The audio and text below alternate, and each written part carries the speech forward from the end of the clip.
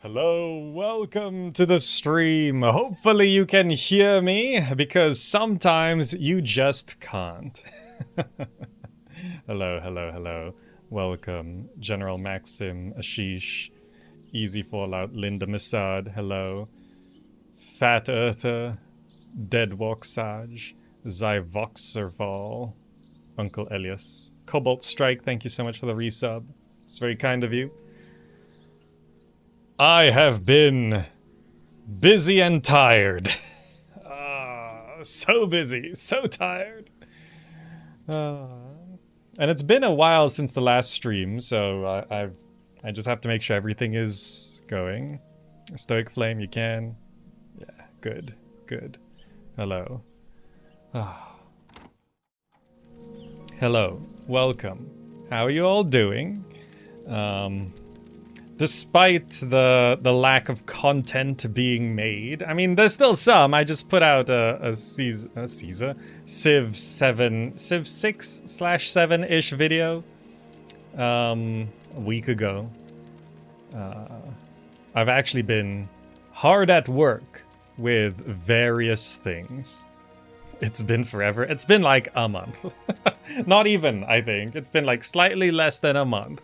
You know, it always feels so long, right, for a streamer, because streaming as a job/career sort of came from a place where if you didn't stream, you just died, right? So people come from this place where you stream 6 days a week at minimum 8 hours a day, because if you didn't, you can't pay rent. And content creation doesn't quite work like that anymore. Like, that is an option you can do, but it's not necessary, especially for me coming from YouTube first, you know. But that means, like, you take like 2 weeks off from streaming and it feels like you haven't streamed forever. It's been literally forever. I have aged into the next generation. It's been so long. Is this on Twitch? This is also on Twitch. Since I'm now allowed to, I always try to stream to Twitch and YouTube at the same time. Well, since I'm allowed to, and I set up the second channel, there's like no concerns multi-streaming it. My supplies sold like hotcakes. Lyra Linda, thank you so much. I'm going back to the bazaar for more. Left YouTube for Twitch. So like, generally because I'm not like, I'm streamer second, content creator first. So for streaming, it's really about where you prefer to be. Like, I try to provide the best experience on both platforms, but there's certain limitations depending. But basically, wherever's best for you to watch is where you should watch. Starcloak, welcome. So yeah, I have to like ease myself back into this because I haven't streamed in forever. Slightly less than a month. But it's mainly difficult because I've been doing so much other stuff. So I have been keeping up with my work obligations, so you might have continued to see me hosting those interviews for RR History Untold.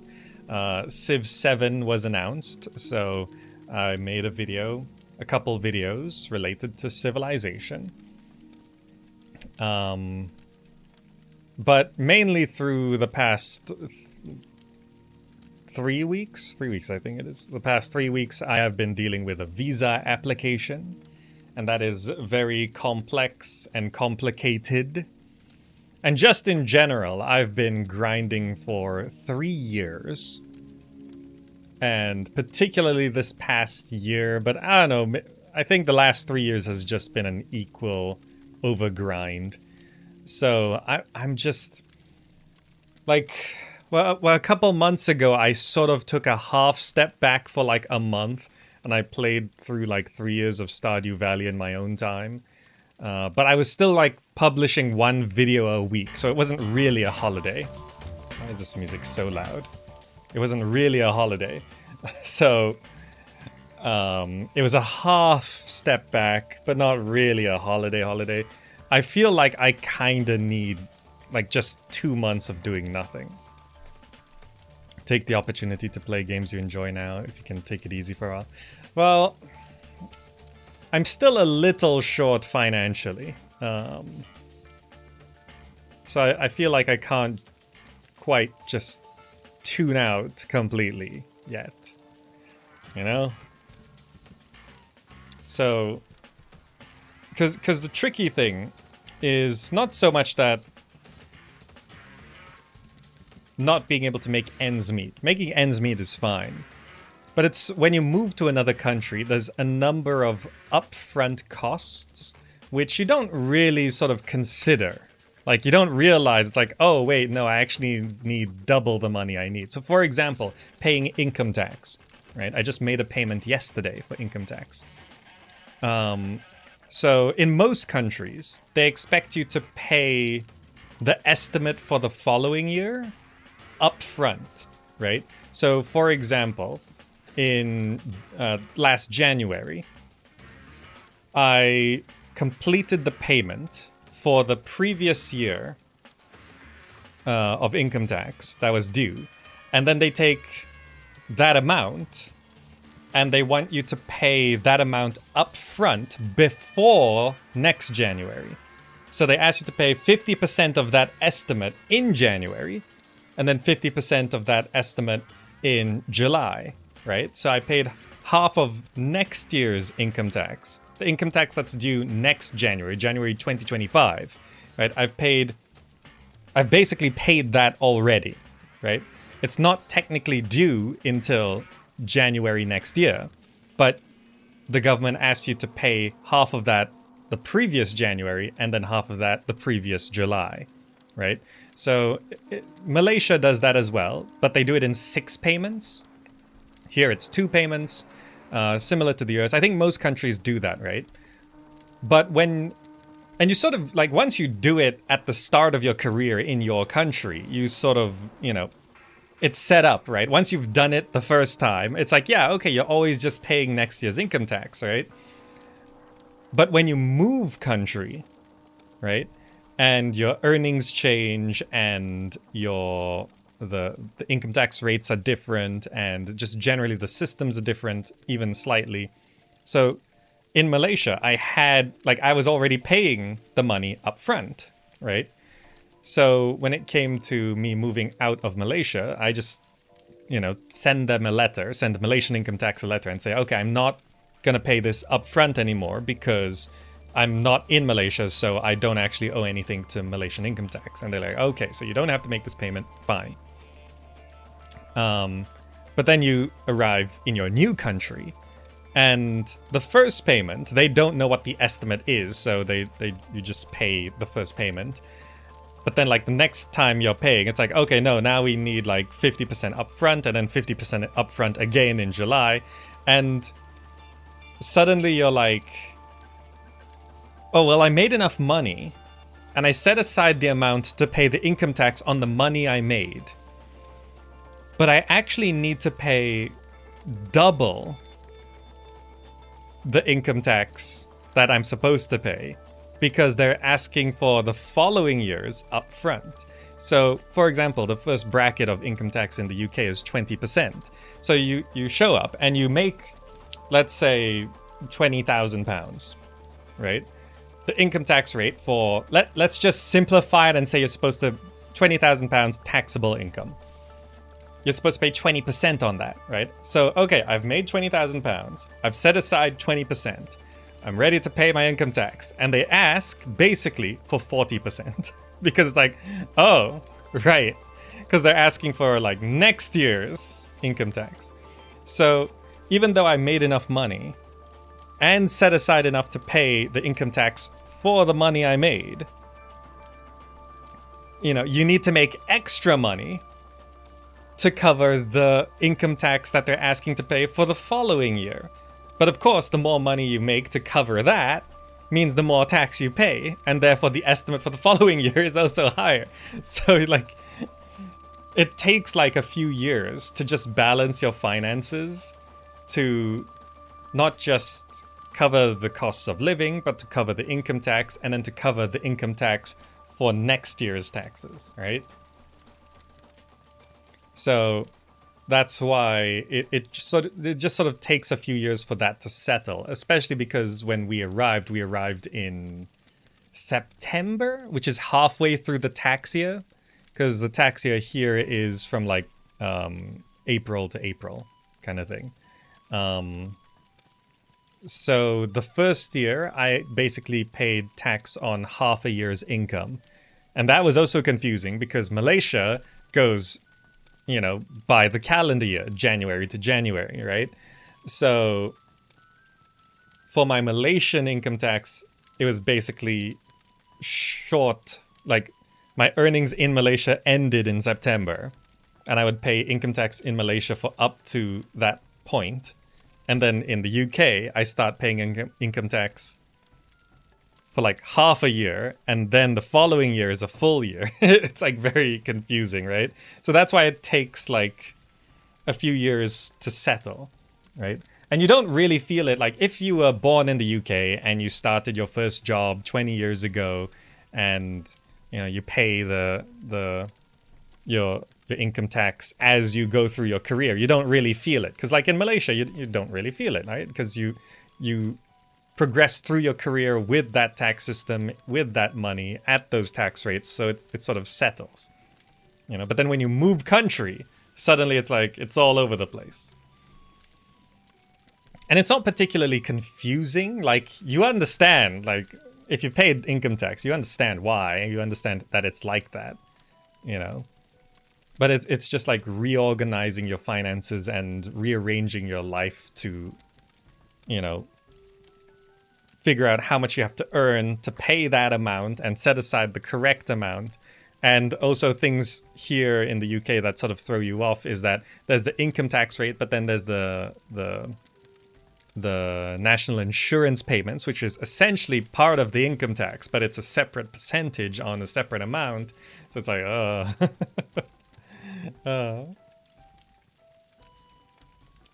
Jerry, welcome.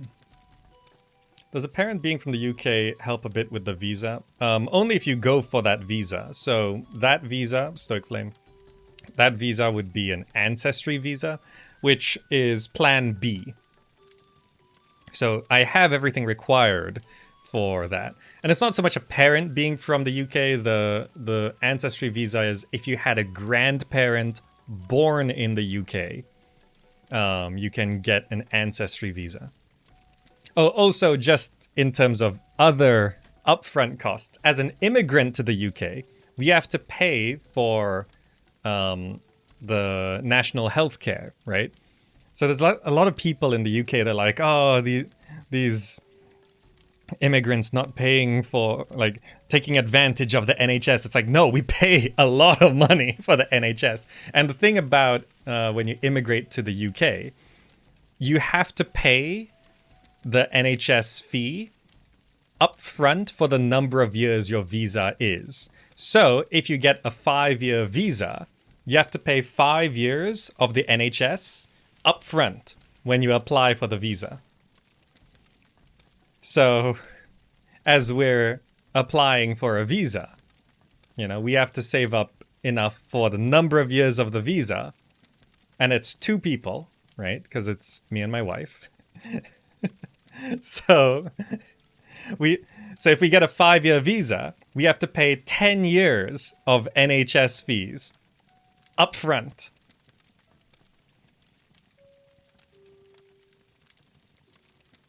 Like, the fee is actually not unreasonable, but up front, it's a lot.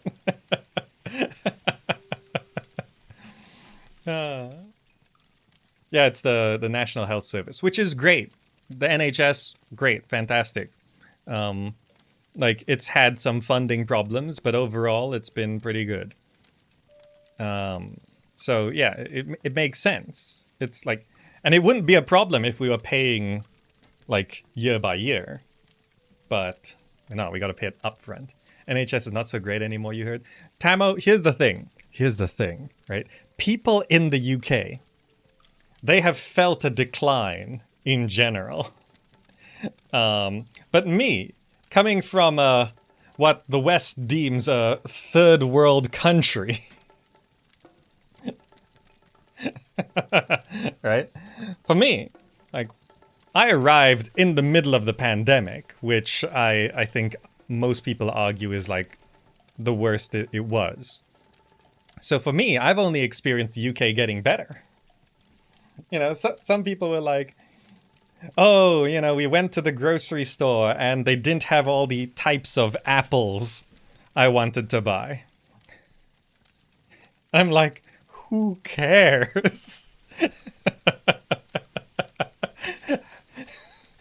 Like, from what I'm from, you can't get the right kind of apple? Ooh.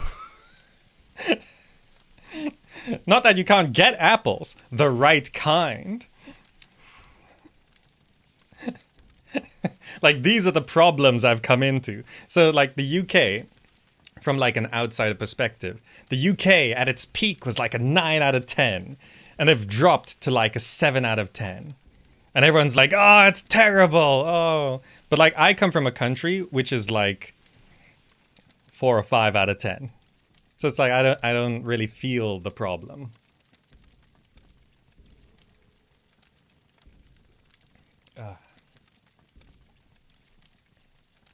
Right? It's like, oh, dear, you're a first world country that's facing some problems. Just one of the wealthiest nations on the planet. You're not quite as wealthy anymore. Ooh. I understand the plight. And of course, you know, there are, of course, the less fortunate in the UK, which are struggling. 100% understand that, no problem. But as a country, like, compared to what I'm from, it's not a step down. My supplies sold like hotcakes. I'm going back to the bazaar for more. Lapinlade, thank you so much. Some would argue that the UK is barely a first world country anymore. Look, you're all in Europe and the Western world. Like, it's very easy to feel like when you go from a 9 out of 10 to a 7 out of 10 that you're not a first world country anymore. But until you live in like a 4 out of 10 country, like Malaysia is not even that bad, right? Malaysia is like middle of the road in terms of countries in the world, right? We're fine, right? It's okay in Malaysia. You thought Malaysia is some of the most advanced countries? Like, in terms of what? Our internet's better than the UK, I can tell you that. UK internet is slow. Well, it's a bit better now, but like, the download speeds are fine in the UK. It's the upload speeds. They got that capitalism problem with the internet where privatized internet restricts upload speeds, which is a problem for me, but not for most people. Yeah, Malaysia has better street food and markets. Yeah, food's better in Malaysia. You can get decent Malaysian food in London, though. There's a lot of good Malaysian restaurants now. But yeah, Malaysia's fine. But like, keep in mind, you have to use the whole chart of a 1 out of 10 rating, right? Malaysia is one of the more advanced-ish countries. 4 or 5 out of 10, sure. Keep in mind, there's 0, 1, 2, 3, 4. Like, there's a lot of range past that point. Right? I'm putting the UK at 7. Makes sense that Malaysia's at like 4 or 5, right?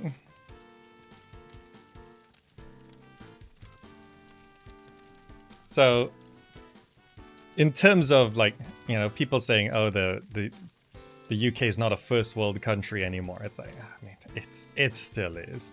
I mean, just look at your trains in London. Look at your national rail. People complain about the rail in the UK. You have rail? You have rail that's somewhat on time? Wow.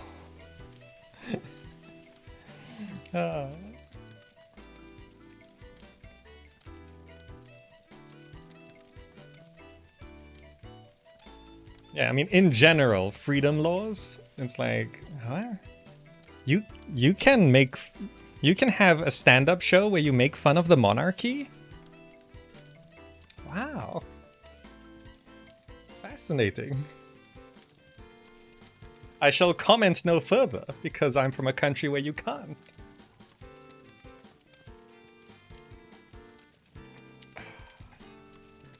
Like, see, this is the stuff that people don't realize. It's Malaysia, by the way, fantastic to visit. Wonderful country to visit. If you want to visit one country in Southeast Asia, you go to Thailand. Okay, being completely objective, you go to Thailand. Food is better. Second country you visit in Southeast Asia is Malaysia. Being completely objective, Thailand beats us. Second country you go to in Southeast Asia, Malaysia.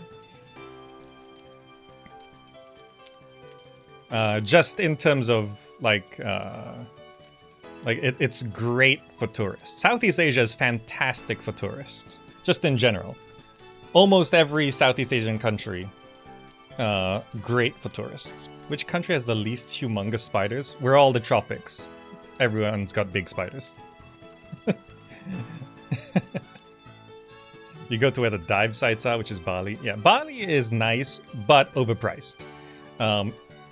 9 out of 10 things you can get in Bali, you can get better in other places in Southeast Asia. Like, just in Indonesia itself, you know, like...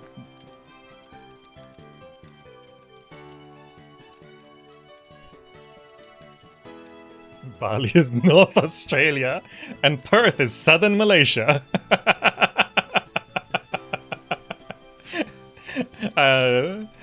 Melbourne as well. I think a lot of Malaysians go to Melbourne.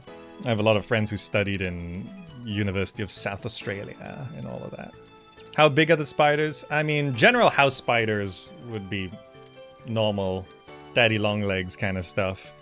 There's no dangerous spiders, really, in Southeast Asia. I mean, I'm sure there are, but you wouldn't really encounter dangerous spiders. Spiders are not our concern. If you go into the jungle, the concerns would be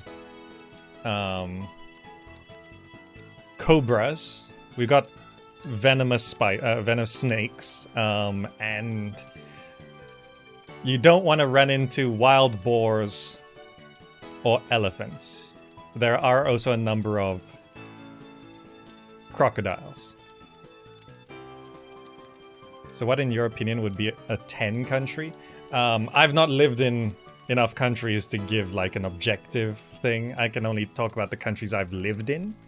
And also keep in mind, just because there's a 0 to 10 out of 10 rating, it doesn't mean that it is ordering the countries from 0 to 10. It is possible that there is no 10 out of 10 country, right? Because every country has their problems. I have not lived in Scandinavia. I hear good things, but all I know are stats, like, oh, Finland are the happiest people in the world and they have great education. But I've not gone through the education system. I've not been happy in Finland, so I don't know. So I can't say, but I can comment on Malaysia. I have extensively visited Singapore and been to Thailand many times. I can comment generally on Southeast Asia. And I have lived in the UK for 3 years.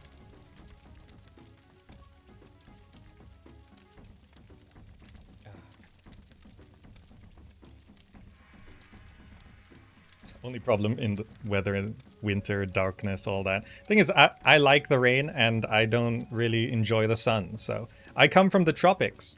I have had 30 plus years of intense sun and heat. I think I have had enough. I'm good. I'm okay. Like right now it's like 19 degrees Celsius and I think it's a little warm. No, I like it to be colder. Like this feels like a cool day in like the rare 3 or 4 cool days we have in Malaysia.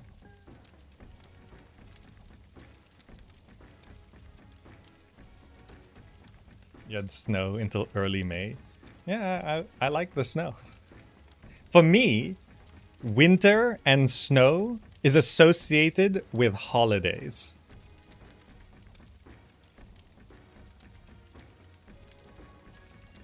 You know how in a lot of countries with seasons, people associate the summer with holidays because that's when your school holidays are, right?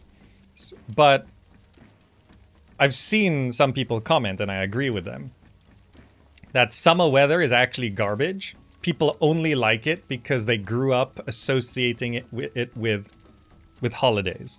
So in Malaysia, at least, our holidays are always in the winter season. So we would get like October, November, December off for holidays, right? So if people went on international holidays once every 3 to 5 years, they would go to somewhere where it's snowing for winter, right? But generally, even then in Malaysia, the reason why that's the holiday season for schools is because it's monsoon season and it's raining every day and there are quite often floods. So in general, it is colder and wetter. So for people in Malaysia, quite often, not everyone, but quite often, people associate the cool weather and rainy weather with the holiday season. Right? Because in most countries with seasons, you would get summer off because that's the nice time to go do things, right? Whereas for us, we get the winter season off because that's when people drowned. So we decided to not have kids walking to school through the jungle while it could flood. So we take the end of the year off.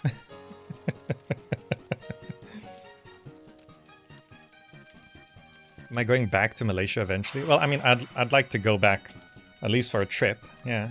Up until now, there hasn't been an opportunity to. Like, I'm still trying to make financial ends meet, and we only just applied for the visa. We have to see how that decision turns out, and we're not allowed to leave the country until they decide on the visa.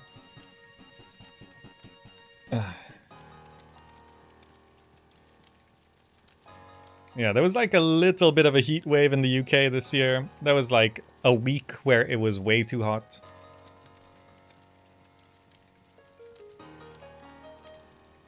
Jan Gottner, welcome. Thank you. Sherlock Freak, thank you. Any more streams planned for the rest of the week? You know, I'm actually, honestly speaking, just kind of burnt out from 3 years of grind, so I'm not really planning much.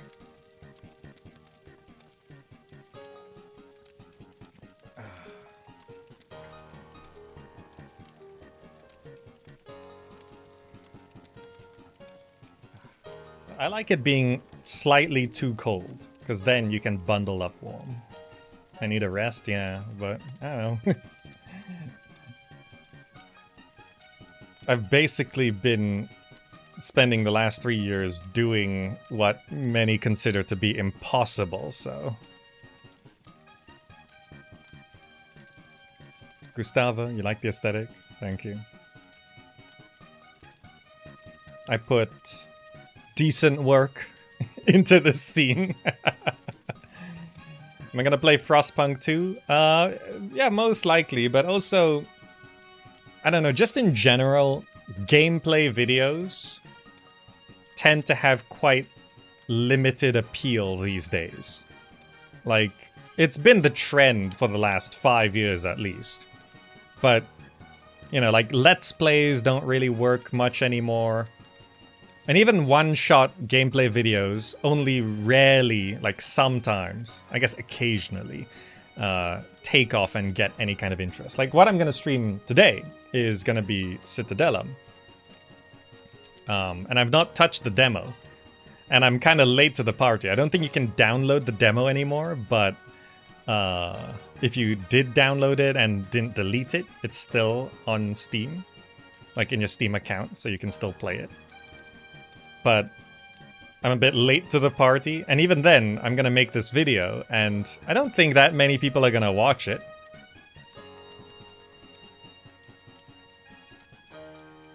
Right? Like, compared to, for example, a list video. Even a badly performing list video gets like 20 to 30,000 views, right? Like a badly performing list video. And it doesn't speak to the quality of the list video, it's just depending on timing and interest and stuff like that.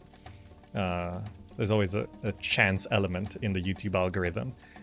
But even like the worst list video I've made is like at 20,000 plus views, and it's slowly climbing. It'll probably hit 30,000. Right? And like just normally, list videos, they're crossing 60, 80, 100k views. So like I make a gameplay video and it gets like, I made a gameplay video for Endzone 2 and it's got like 5,000 something views, which is fine. But then I make a tiny list video about post-apocalyptic city builders and it gets like 25,000 views. List the best ancient city builders of all time. I mean, yeah, I could. I mean, there's the whole Impression series.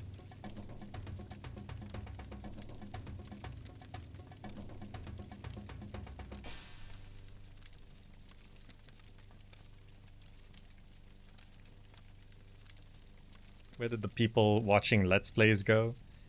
I mean, just, I think generally, Let's Plays are easy to make.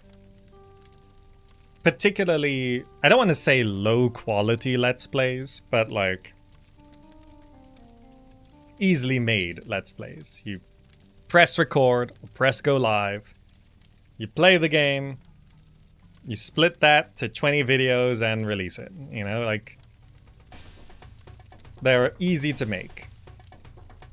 And because they're easy to make, everyone's making them. So the supply far exceeded the audience.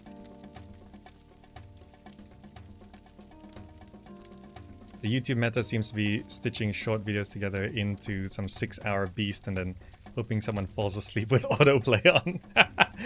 Well, the number of people falling asleep with autoplay on would be limited at best, I'm thinking. But the YouTube meta, as you could say, is just the meta that's always existed, which is you create content and you try to frame that content in as many ways as possible. You know, TV does this all the time. TV has always done this. It's what works. So, for example, I can do what I've tried with the list videos this year, where I make 5 smaller RPG list videos. Then I stitch them together into a mega list video with updated information and stuff like that. And even if some of the 5 don't take off, it adds to the mega list, which might also take off. So it gives content that might not take off a second chance, right? Because it's not necessarily bad content. It might just have been bad timing, or the thumbnail didn't work for some reason, or the title didn't work for some reason. So, but you've made this content, which you know is at least decent. So how do you re-upload the content without just being a re-uploader? You have to reframe the content into something to give it a second chance. And you can see a lot of people, like, weirdly, they come to the mega lists because they're like 2-3 hours long. They come to the mega lists and they're like, you know what you should do? You should split this list up into many smaller list videos. That will get you views. And I'm like, they were split up. You didn't watch them. You clicked when it was the mega list. And then some people, they get insistent. No.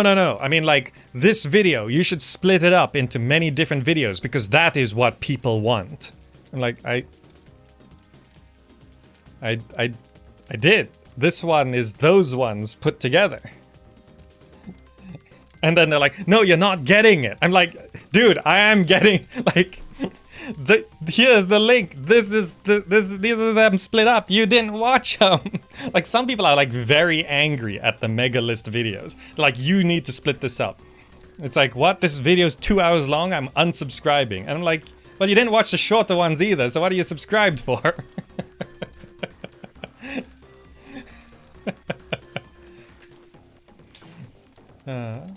Long videos lets people stuff in a whole bunch of ads that nobody watches or interacts with. Well, here's the thing, K-Shizzle. Shorter videos, much easier to stuff ads.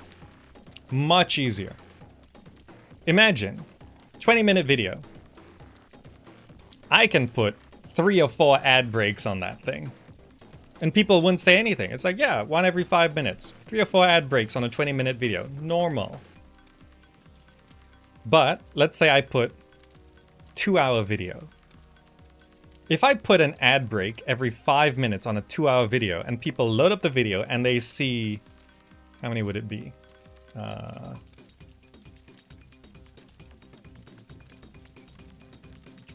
It'd be like 20 plus ad breaks on a 2-hour video. Same frequency, right? Like 1 every 5 minutes. Same frequency, but it's a 2-hour video.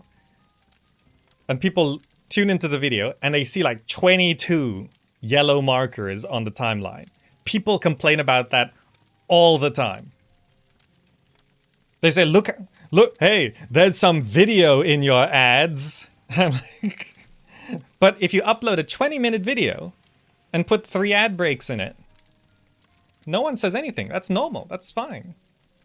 You can totally stuff more ads in the shorter videos. Right? It's much easier to get away with it. No one has complained about me putting 3 ad breaks on a 20-minute video.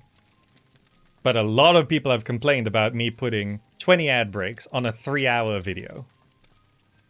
Even though 20 ad breaks on a 3-hour video is fewer ads than if I were to split up that video and put an ad every 5 minutes. Right? The longer video with 20 ad breaks is actually fewer ads. But people don't think of it like that.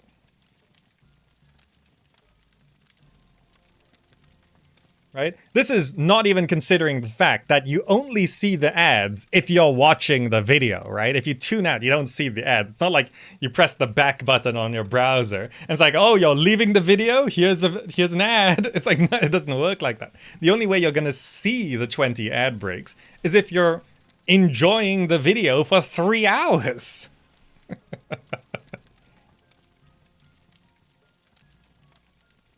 Oh yeah, and an ad break marker doesn't even mean that you'll see an ad. Sometimes it's just that little, you know, like an ad might not play. There used to be the banner pop-up ad, but I think they got rid of those. Gebus? Yeah, I understand. Yeah. But yeah, Gebus, just keep in mind, like, people can do whatever they want with ads, right? I can't control. You do what you want, right? You have to enjoy content the way you want to enjoy content. Just keep in mind 2 things. First of all, the frequency of ads on a YouTube video is decided by the uploader, right? So if you go to a video and you see that there's an ad every 2 minutes, like an ad break every 2 minutes, that's not YouTube deciding that. That's the uploader, right? The uploader decides when the ad breaks happen. Second, the vast majority of content on YouTube exists because of the ads, right? So, like for example, even for me, my #1 earner is ad revenue on YouTube, right? #1 earner. Unless a particularly big sponsor comes along, but that's rare, you know. Ad breaks, you know, ads pays for the whole thing. There is a slow rise on YouTube premium revenue, which is better than ad revenue, but it's still a small minority. I think it's about somewhere between 8 to 12% of people use YouTube premium who watch me. So that does pay better. But the vast majority of content that exists on YouTube, and I think on the internet, exists because of the ad revenue, right? So the thing about, like, if you use like an ad blocker or something like that, which again, I can't control what you do. You need to enjoy things the way you want to enjoy them. But if you use an ad blocker, it doesn't get rid of the ad, right? What happens is the ad system is looking to deliver this ad to a viewer. If it tries to deliver to you and it can't for whatever reason, the ad doesn't dissipate into nothingness, right? They know the ad doesn't play. What happens is the ad then targets the next person, right? So the ad still plays to someone, right? So what happens is if you use an ad blocker and you don't see ads on YouTube, for example, essentially what you're doing is the ads that you are supposed to see are being pushed onto someone else. So like Sajuk mentioned, just because there's an ad break doesn't mean an ad plays. There might not be an ad available. So the more people who use ad blocker, the more ads non-ad blocker users will see, right? So it's pushing the ads to someone else, right? But you continue to enjoy the content, and particularly on channels where the content exists because of ad revenue, essentially what you're doing is you are having someone else watch the ad to subsidize your viewing of the content. And this is a very uncomfortable thought, I know. Every time I mention this, people get very angry, but just like this is how the system works. It has been designed like this. I didn't design it. This is how the system has been designed. You know? So, Gibus, you accept those terms? Yeah, sure. Just make sure you like, quite often when I mention this, people downvote me or they get angry and say, that's not how it works.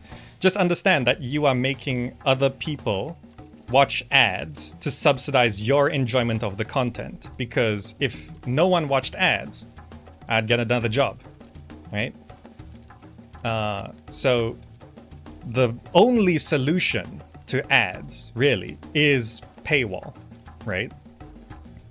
For platforms where there's a paywall, there's generally no ads. If you go through a paywall and there's ads, that platform kind of sucks.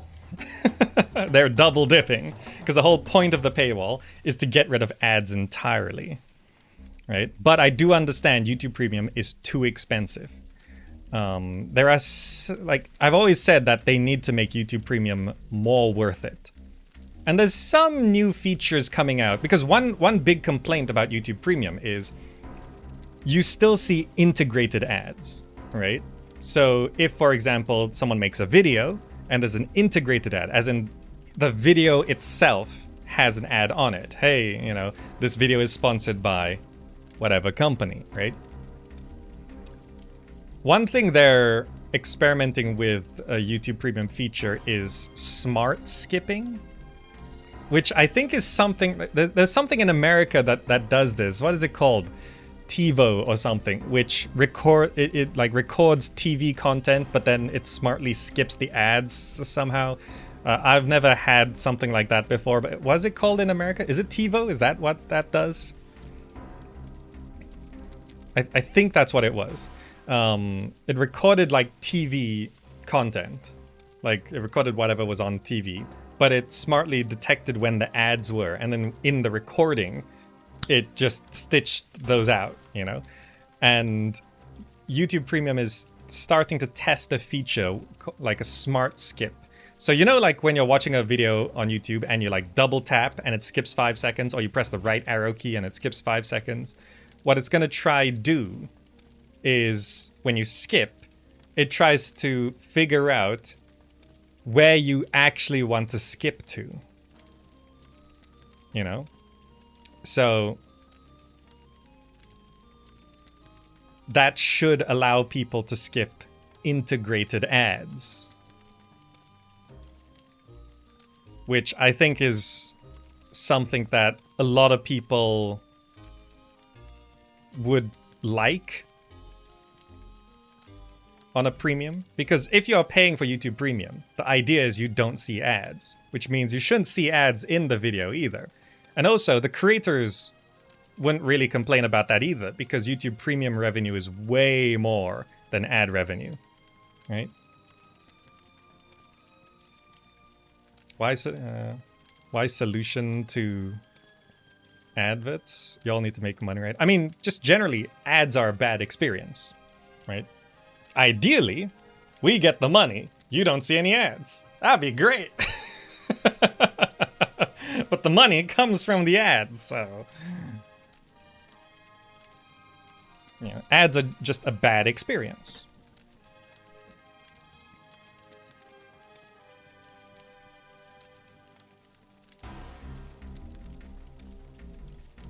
We want you to get paid. I mean, yeah, thank you. You wonder how the YouTube Premium costs are shared? How much does YouTube grab from the pot?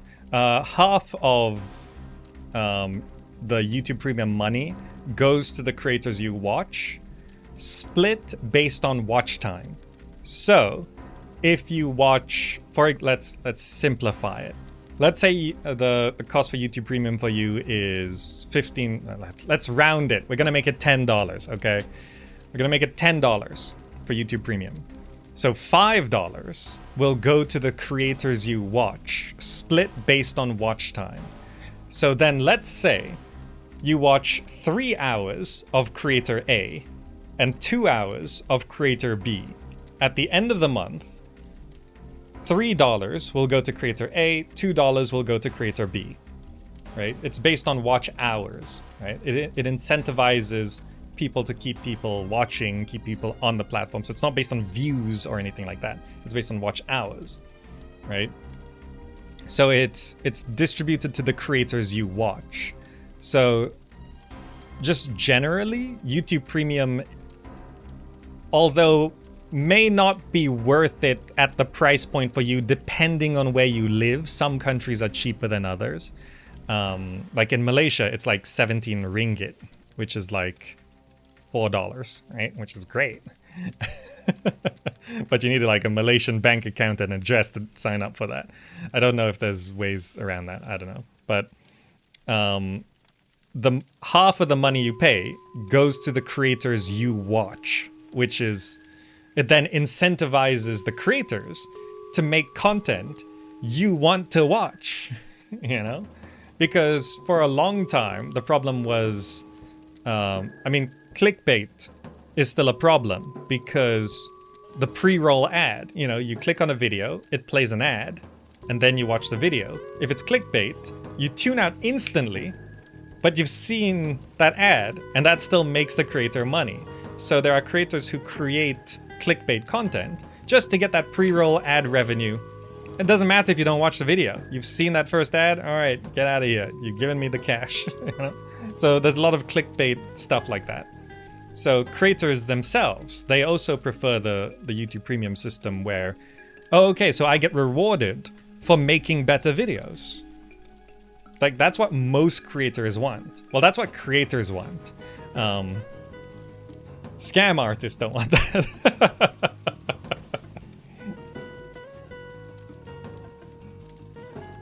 But creators want that. It's like, oh, okay, I'm incentivized to make better videos.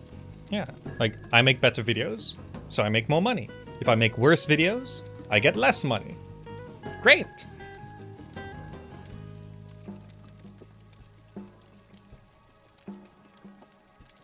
So, yeah, that's why, like, if you use ad block, sure. Just understand that by doing that, you are making other people watch ads to subsidize your enjoyment. YouTube Premium is the ideal solution, like a voluntary paywall. But also, I understand YouTube Premium is not value for money in a lot of places still. They are adding features, and it is really up to you when it seems worth it. Because like sometimes it's like, oh, you sign up for YouTube Premium, so you get like YouTube Music. Like, I've literally never touched YouTube Music. It's not a part of the service I use. It means nothing to me. But some people are like, oh wow, I love YouTube Music. It's like, okay, cool. Like that's That's the value for you, great. But like for me, YouTube Music adds nothing to the service. I don't even know if there still is YouTube Music. Is Patreon a significant portion of your income? Well, I mean, the Patreon numbers are public, and you can see it's not. I mean, it's a good little boost, but I don't think it counts as significant. You know, there are, of course, you know, sometimes people always come for me saying, it's like, oh, you know, you put so many ads on your videos. Whereas you see this other creator, they don't put ads on their videos. I'm like, oh, cool. Who's this other creator? Oh, let me go check them out. Oh, they earn like $10,000 a month on Patreon. I see why they don't put ads. I get like $200 a month on Patreon. That covers like the electric and gas bill. On a good month in the summer, also the internet bill. Wow. Not rent. It doesn't touch rent.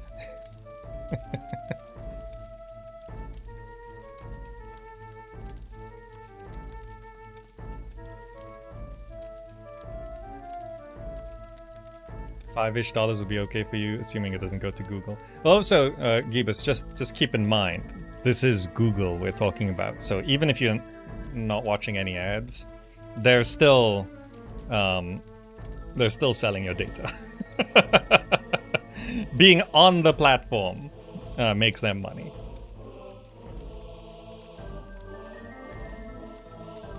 Is this Age of Myth music I'm hearing? I mean, it's close, I think. I've never played Age of Myth. This is Settlers 2.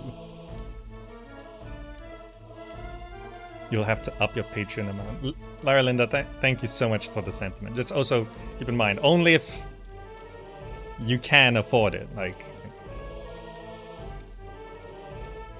always look after yourself first. Because the whole reason why I take sponsors is so I don't have to ask you to do that. It's very much appreciated if you do and you can. You can and you do. Can first. But you know, like I don't push subs and Patreon and stuff like that, because instead I get other companies to pay, which I think is a better deal. There's some Age of Myth sounds earlier. I mean, a lot of music from old games use the same sound packs, so it is likely that there was some overlap.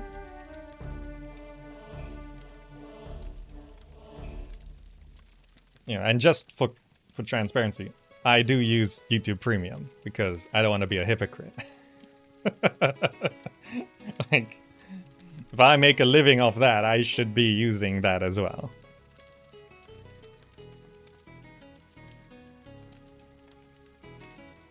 But also, for transparency, because I'm Malaysian, I pay the Malaysian price. But also, in case people are wondering, oh, like, if half of the YouTube Premium money goes to creators, is it still worth it if it's in, like, the cheaper countries? And still, yes, thousands of times better.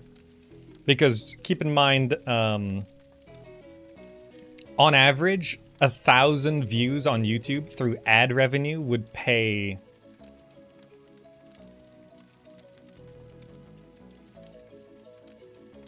somewhere between $1 to $3 on average.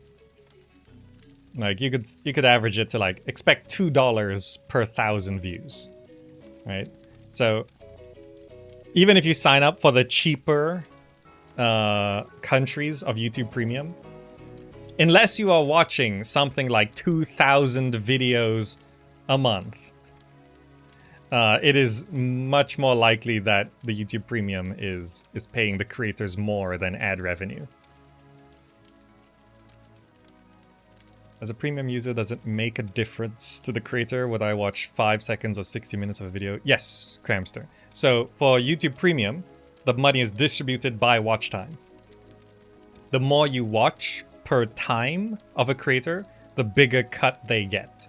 So this is a good thing because it incentivizes people to make videos people actually want to sit there and watch, rather than clickbait videos where you get tricked into clicking onto the video and you're like, ah, this video actually sucks, and you press back after 5 seconds, but you got that first ad revenue in, you know? Whereas a YouTube Premium user, if, you know, you tune out immediately, the creator gets less. So that tells the creator, oh, I should make better videos. You have a feeling lowering the price would increase the popularity of Premium and bring more money to both Google and creators? Well, I would not pretend to know the economics of things, but generally speaking, Google knows how to make money.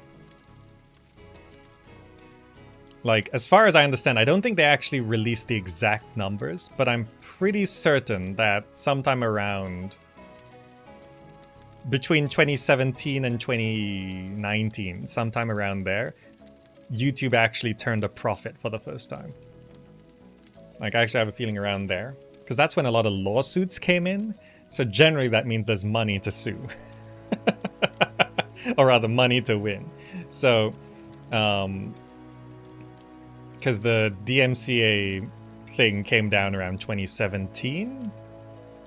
You know, suddenly the music industry was very interested in what was happening on YouTube. I wonder what changed in 2017, where the music industry was like, all our music on YouTube, it's been there for over 10 years, but right now seems like when we should sue them.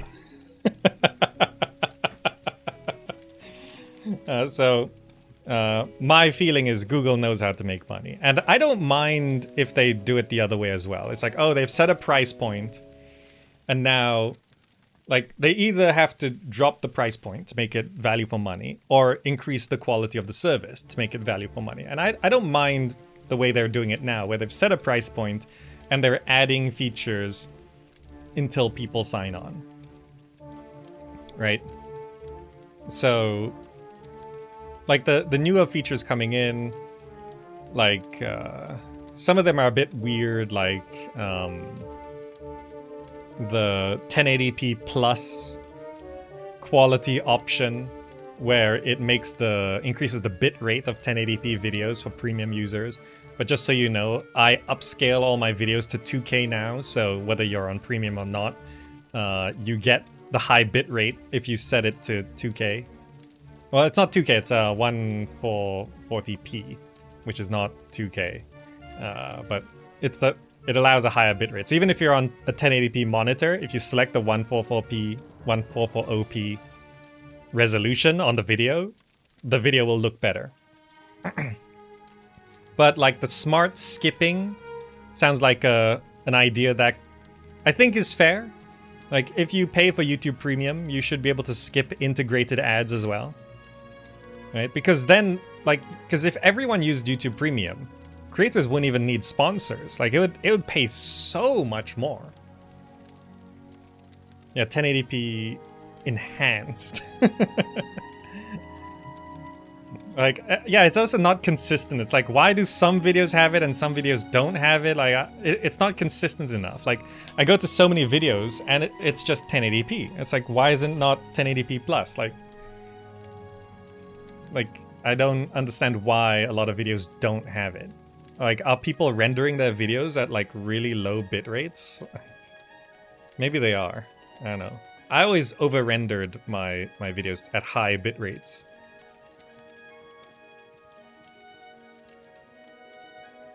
But that's why I always upscale to 1440. Because it's essentially makes all of my videos 1080p enhanced.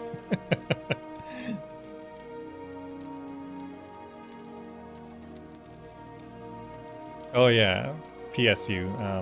I remember that.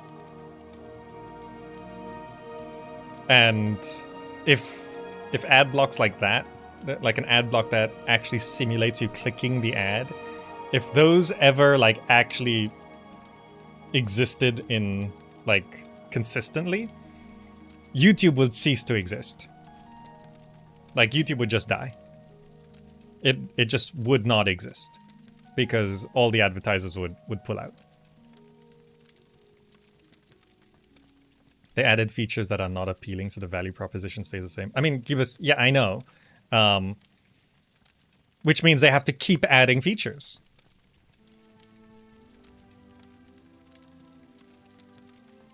You know, I mean, just 1 or 2 weeks ago, they started rolling out the smart skip, which I think is gonna help like a lot of people, because a lot of so just so you know, sponsored integrations typically they ask for 60 to 90 seconds, right?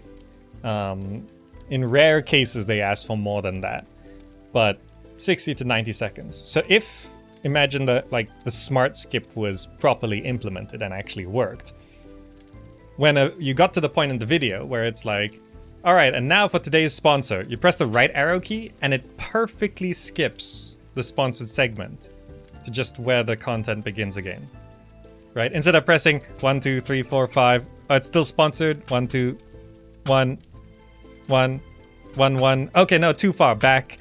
Like, that's always kind of annoying, trying to skip the sponsored segment, right? But like, if there's like a smart skip as part of YouTube Premium, that actually helps a lot. Because ad revenue does generally suck. So a lot of creators do sponsored segments. A lot of my list videos have a sponsored segment. I try to make sure the sponsored segment is a relevant game that would fit in the list anyway. Particularly if I've already listed it before. That's always great. I listed it for free. Now you're paying me to list it again? Sure. Like I already covered your game. Perfect. Like it just fits easily. But there's a lot of sponsored segments where it's like, hey, would you like to buy cryptocurrency? Skip. Welcome to Web3. No. So, you know. Yeah, it's like what I mentioned. I think it was called TiVo, if that's still a thing in the US, where it recorded TV and it smartly didn't record the ads.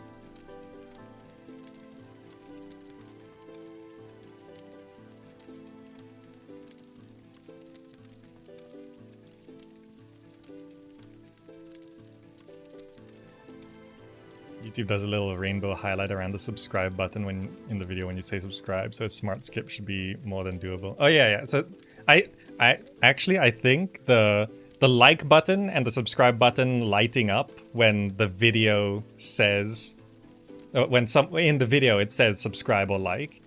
I think that was a test for features like this, where they are scanning the video for a piece of content to then do an action with, right? It feels like a very simple test, especially if it fails, it doesn't matter. Like, it doesn't matter if the subscribe button highlights or not, right? So that felt like a test for these sorts of things. And yeah, they are calling the smart skip thing AI, but again, AI. AI these days doesn't stand for artificial intelligence, it stands for algorithmic. I'm gonna call it algorithmic interpretation. Because it's not AI. It's just another scan the content for a thing, do a thing with the thing you find. Like, it's an algorithm. But yeah, I feel like the highlighting of the subscribe and like button when the person says subscribe or like in the video, I think that was like a very light test for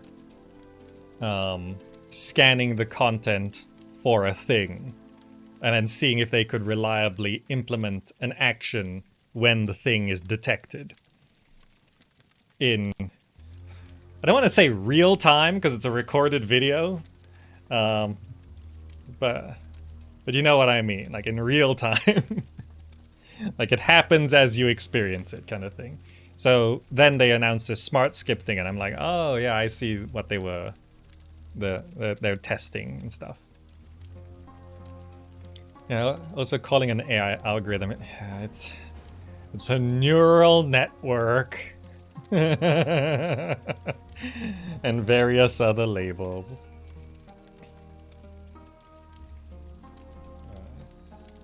So AI tries to do human-like interaction. So even like skipping integrated ads, it's a human-like interaction. It's like, I want to skip this ad portion, right? So I want to skip until the ad stops. That's what a human would do, right? So the smart skip is supposed to implement that, but automatically. So yeah, generally I don't mind that YouTube Premium has a price point. Most people don't think it's worth it, so they gotta keep adding features until it's worth it. Because then we just get more and more features. Great. Whereas if they lowered the price point and people jumped in now, then what's the incentive to add features? It's like everyone's jumped in. People are happy as is. Right? So I don't mind them setting a price point and people not jumping in. And they're like, all right, we're going to add in YouTube Music. Now? No? Okay. Well, we're going to add in 1080p enhanced bitrate. Yeah? No? Okay. Well, how about no ads? Okay, some, yes. Okay, well, how about if we allow you to download the video and watch it offline? Some, okay. Some of you are into that. All right. So then they're going to throw in smart skipping of integrated ads. We'll see how that goes. Like, they just keep adding features. Great. They're adding negative features to the paid version. I don't think any of the features they've added are particularly negative. Oh, to the unpaid version. Oh, right. No, that makes more sense. Well, I mean, that would be... They sort of did that before Premium, and I think they realized that there is a limit to how much they can do that. Because even now, I see some memes of people posting, oh, I tuned into a video and there was a 3-hour unskippable ad, and I'm like, that doesn't exist. I've seen multiple people complain about things like that, and it's like, if the ad is longer than 30 seconds, it's skippable. Right? I think when they made it so that 2 ads can play in 1 ad break, I think that's where they sort of realized, okay, this is sort of like the furthest we can push it in terms of making the unpaid version worse. Right? Because I think if they made it 3 or 4 unskippable ads, I think people would, like, they would make less money on that. It's so annoying.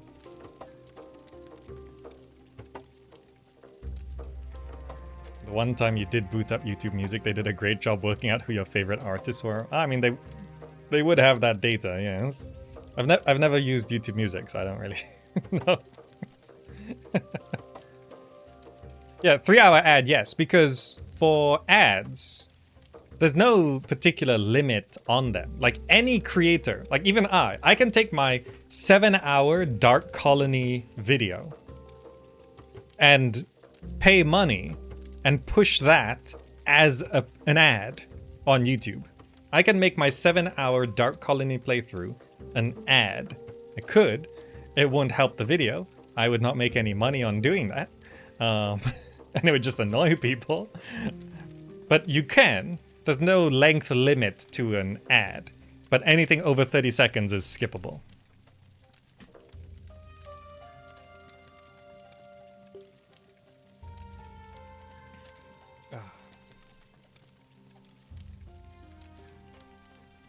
But yeah.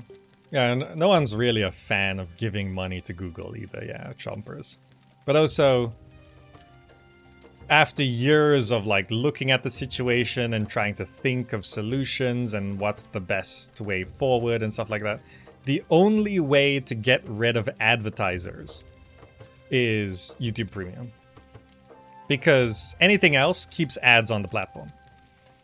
And I know, with a little bit of insider knowledge, that advertisers have a huge sway on YouTube as a platform. They have an event, and I can't remember the name of the event, but they have an event where they call, like in a country, like they call corporations and advertisers to come to our YouTube presentation, and they actually have a conference to companies saying, this is why you should advertise on YouTube, right? They actually have an event about it, right? to convince advertisers to jump onto the platform. And then the advertiser will say, well, we'll do it, but we want this, or we'll do it, but we want that. You know, so advertisers have this sway on how the platform develops because the advertisers are the ones paying the bills. Let's say a hypothetical of YouTube actually having a paywall and 100% of viewers have YouTube Premium. Not only would YouTube make way more money than what the advertisers are paying them, the advertisers no longer have a say. You know, what... and as long as the paywall is voluntary, like it is right now, it's like you have to opt in and then you get these features, but if you don't like those features, you don't opt in or you opt out. You know, you no longer pay. So let's say we get to a point where like 60% of YouTube viewers are using YouTube Premium, right? Then YouTube is much more incentivized in terms of keeping subscribers, which is the viewers, rather than keeping the advertisers. And that's the best possible solution I can think of. I have not seen or heard of a better solution. Wonder if there's a Black Friday deal on YouTube Premium. You might try it. Well, they give a 1 month free trial last I remember. I don't know if they still do, but there is a 1 month free trial. Last I checked.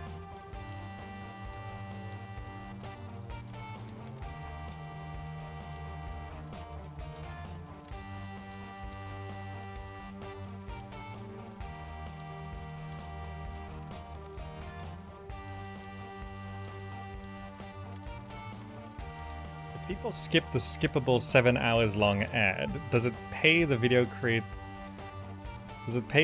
video creator that had the ad shown on the video? They've never released specific numbers, but the idea is if you skip an ad, it does pay the creator less. Not none. But also there seems that the idea floating around is that there is a certain amount of the ad that is watched, which pays the full amount. And some have speculated that it's like 15 seconds. Some have speculated that it's 30 seconds.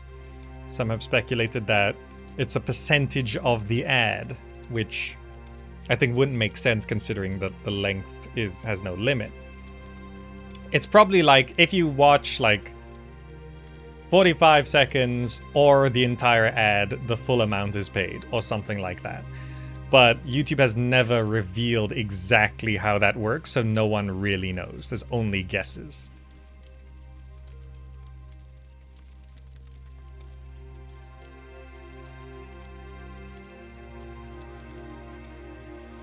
Oh, not trying for yourself, but trying to support the creators. You bet the free trial doesn't pay creators anything.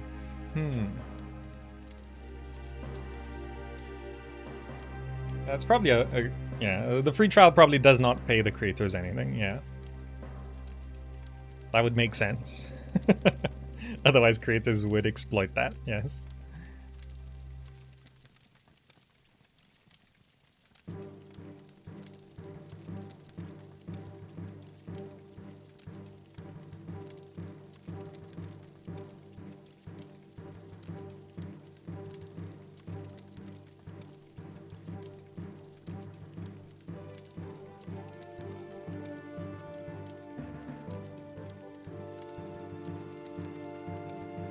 Yeah, Chompers, I don't know. Like, I signed up for Premium long time ago, so I've never really looked at it recently. Like, I don't know. Let me see. If I open up...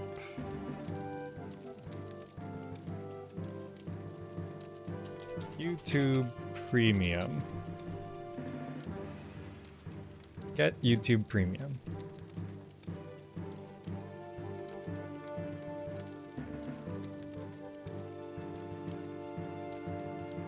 So I currently have it. So let me go to like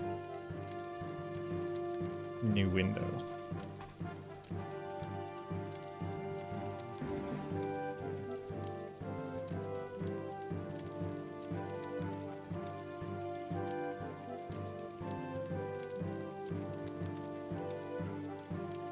I don't use dark mode extension on your browser. I mean, I do, but it's not consistent. Oh, you mean like an actual extension? I mean, Chrome has, yeah, the YouTube Premium page isn't loading. Yeah, I don't know. Is there like a link on the left? There is a link on the left. Yeah, the page won't load. Oh, the page must be down. Yeah, I set my Chrome to dark mode, but then sometimes it's just like, nah, bright mode. It's all smoke and mirrors. That would explain why the whole page is white. No, it's probably just down for a bit. I mean, systems go down all the time. Yeah, it's probably just one of those weird times where it's like, oh, it's a Tuesday, isn't it? Yeah. A lot of updates are pushed on Tuesdays because that's when the fewest people are using things. Because like a lot of people jump in on things on Monday, of course the weekends, and approaching the weekend. So Tuesday is often a time where things are pushed. So they're probably pushing some update right now. It's Tuesday, innit?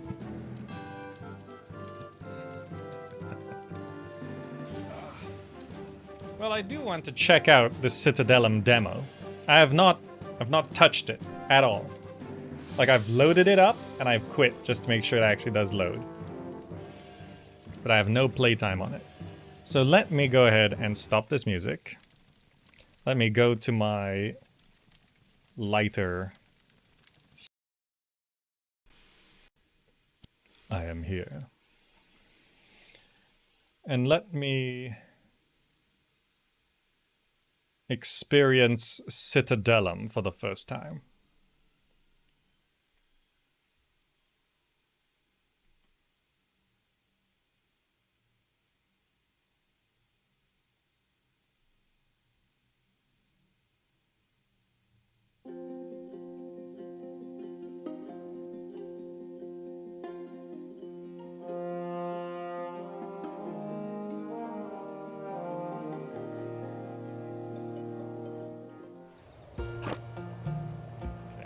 The game on for you.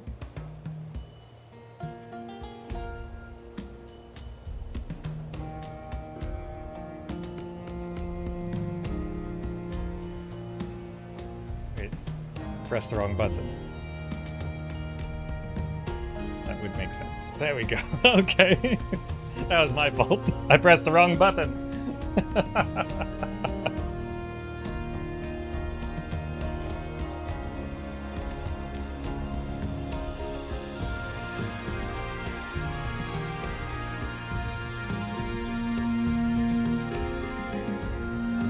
The game's so loud.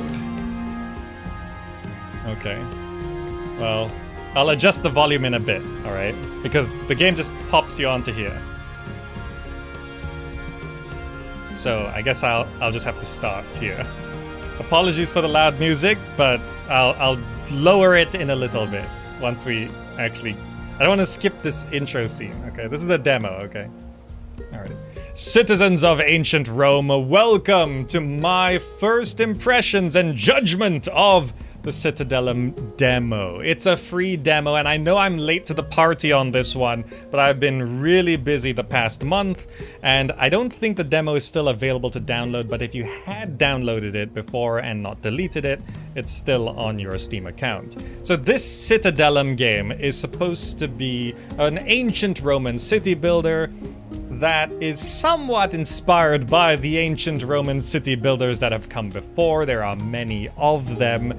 Caesar 3 and Caesar 2, of course, being the notable classics, but there's also Grand Ages Rome, which is what I think the best 2010-ish era of ancient Roman city builders.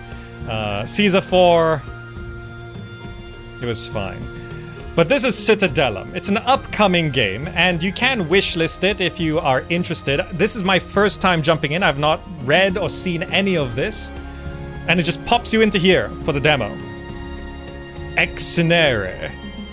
Perusia, 40 BC. A period of civil war is sparked by the assassination of Julius Caesar. It's a free demo. We're gonna judge this as a free demo. Reach a population of 35 plebeians, create a trade route with the city of Atona, send 75...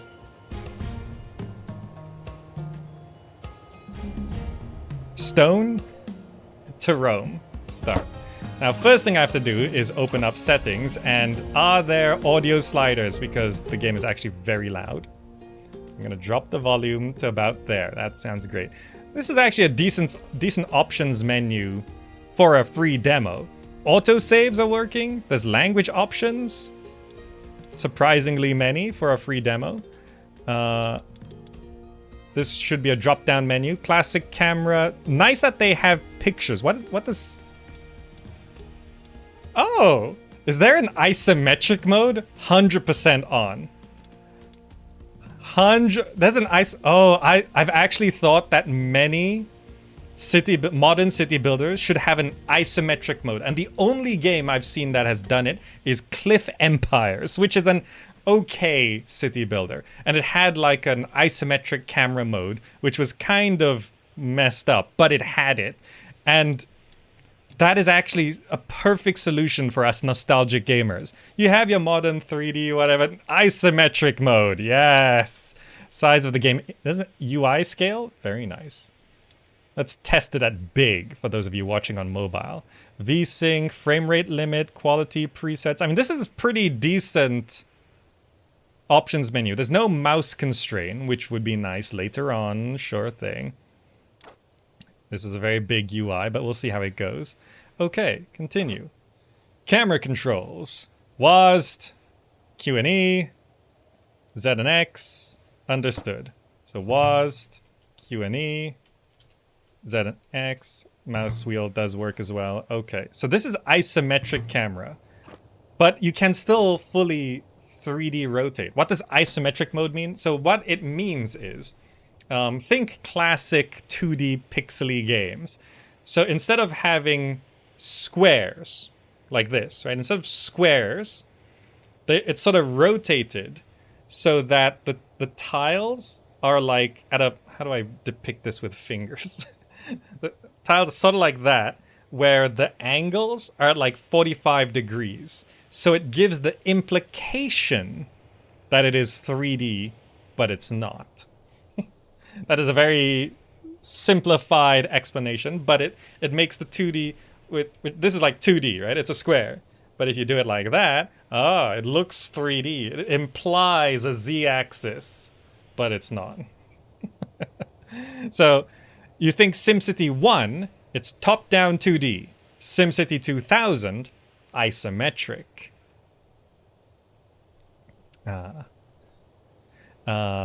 City Gates. Ah, yes, Bill's brother. 2.5D. Well, 2.5... Oh, as someone who studied motion graphics in university, 2.5D is like a slightly different thing. 2.5D is where you're using 2D assets, but in 3D space... That's slightly different. I don't know if there's many games. I suppose there would be. There's lots of games that do that. I just can't think of one right now. Parappa the Rapper. That's a 2.5D game. I think. Doom. So sprites. Sprites are 2.5D, but I think Doom still counts as a 3D game. But the flat enemies are 2.5D. It's a part 2.5D, part 3D game. The original Doom, yeah. City Gates. Okay, so it's the first thing we build. So interestingly, this isometric mode has free rotate. I need to check if we do not have classic camera. What does it do? So we can do this in the non-classic camera. Okay, there's some depth of field thing going on. But in classic camera, you can't do the tilt up and down with the camera. I mean, I like this. This feels quite nice. Weirdly, the tree shadows rotate with you. There's probably a reason for that, yeah. Okay, anyways, city gates, we're supposed to place them Wrong place. I mean, okay. I mean, yes, but also, I love how it says wrong place. It feels derogatory somehow, but in a funny way. Big UI is also very retro. I mean, also, just for now, the numbers... This is on big UI and the numbers are still very small. I mean, wrong place feels kind of nostalgic as well. You know how old games kind of negged you? You know, when you press quit and it's like, end this nightmare. And it's like, what? You want to quit the game? What are you, a baby? Yeah, this is when you're trying to place a building where it's not allowed. It's like, it's not an invalid location. No, that's what we say in the modern days. It's not an invalid location. It's the wrong place. I guess this is fine. That's the right place. Now that we have a point of arrival to our settlement, we need housing. Yes, okay. So, building houses for the plebs. Build a road to the houses. Understood. Okay. It's got this nice blue-gold iconography. Housing and services. Now, I'm purposefully not fully reading things because the UI should be self-explanatory. So we're sort of testing that. So this has a cost of 40, I assume, money, 40 wood, and 30... I'm looking for the resources. Stone? Build a house. How many? We need to build 4 connected to a road. Okay. We'll just do 4 in a row. Sure. So this is stone. Okay, so the thing that we're supposed to send to Rome is marble. Okay, I guessed it was stone earlier. So there's also food and equipment. This is a lot of resources. Good. What is that? Ivory. Okay, ceramics. Flax, iron ore, wooden planks, stone bricks, clothing, everything expected. Animal hides, silk, papyrus, marble. Okay, food. What foods we have? Wheat, egg, milk, pig, fish, grapes, medicinal herbs, carrot, cheese, wine, pork steak, fish fillet, bread, cabbage, onion, melons, honey, olive oil, spices. Yep, understood. Armor, shields, gladius, and bows. Okay. Alright, sure. We need to build a road as a road icon. That's a lot of types of roads. Rural road, paved road, premium road, bridge, paved plot, premium plot. Oh. So I assume the road has to go through... What happens if the road does not go through the city gates? Oh, it has to be connected to the city gates, right? Can we just have... What's the point of the city gates if we just have roads there anyway? Well, we have to reach a population of 5 and then 35 plebeians and create a trade route with the city of Vetona. So what's this? People's favor. Okay. Religious festivals, gladiators, races, theater, patrician taxes, people's favor leads into crime, I see. What's this? Prestige level. Okay, good. Your city can level up. Next level unlocks a lot of things. Okay. Fire and maintenance. This reminds me of the first Caesar 3 mission. So things get fire. Yep, okay. Necessary feature. If you don't take care, the buildings can collapse and then we have to demolish it. Understood. Okay, so... Military, defense, religion. What am I supposed to... Build a fire station. What would that be under? It's not defense. How's... Oh, it'd be services, wouldn't it? Fire station. Oh, that's not connected to the road. I forgot to rotate it. There we go. This looking inside the building thing, it's very Grand Ages... No, it's not Grand Ages Rome. It's very Civ City Rome, isn't it? Civ City Rome is not the best game, but it is very interesting. It is probably the most interesting ancient Roman city builder I've played. Oh, I need to build an engineer's post as well. My bad. Housing and services. Engineers? Fire station? Engineers post. Okay. Rotate it this way. Okay, get that going. I know you're a very busy person, so this will come in handy. Buildings do not have workers assigned to them by default. You must assign personnel to each building, but keep in mind that each will receive a salary. So the individual people are simulated in this game. Okay. There's a whole jobs window? Okay.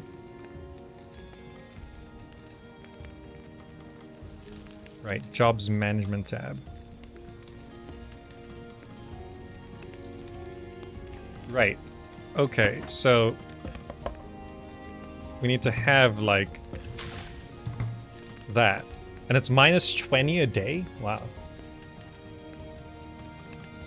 So we have the necessary infrastructure, but without water, they can't put things out. Okay.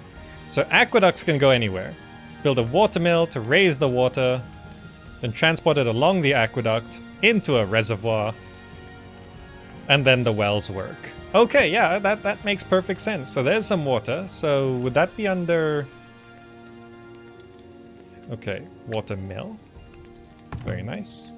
Aqueduct. I like the little animation of the things being built like that. Reservoir. And then... well.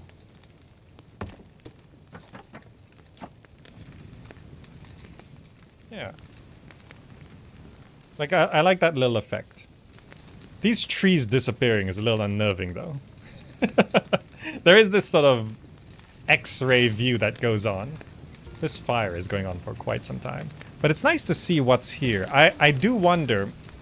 well, I won't expect it in this free demo, but it'd be nice to see, like, as the houses get resources, that it actually, like, shows things, like, visually. Oh, I see. The button I'm over is the management window, which is this thing. Where you can manage the jobs and see all the resources and see the economy. Okay. I don't know what these other buttons behind me are. Oh, it's like a world map and maybe something else. That fire is stressing you out? Yeah. The building is on fire. So, are we actually watching this guy grab water? Is it literally one dude fighting this fire? You. Can I click on the dude? He's walking in there with one bucket. Come on, you can do it. He did it! Wow!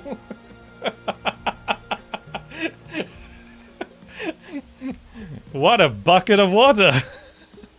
Logging camp, stone quarries, iron mines. What a Chad, what a legend. The fire effect did seem a bit much. Maybe a bit too nostalgic. Throwing us back to like 2006. The fire effect I think could be tuned a little bit. And then a warehouse. Okay, so we gotta get a bunch of resources and put it into a warehouse. Okay, so materials production. So we want to build a logging camp. So it does work on these trees, I guess. Okay. Let's put a logging camp there. Oh, the lines show where the stone is? Oh, I see. That's actually quite handy. Needs to have the raw resources nearby. Okay, so the best spot... So, like, my starting location is just, like, not that good, but sure, this one, I guess. I'll get the stone. And we don't need an iron mine, so I should just connect these up to roads.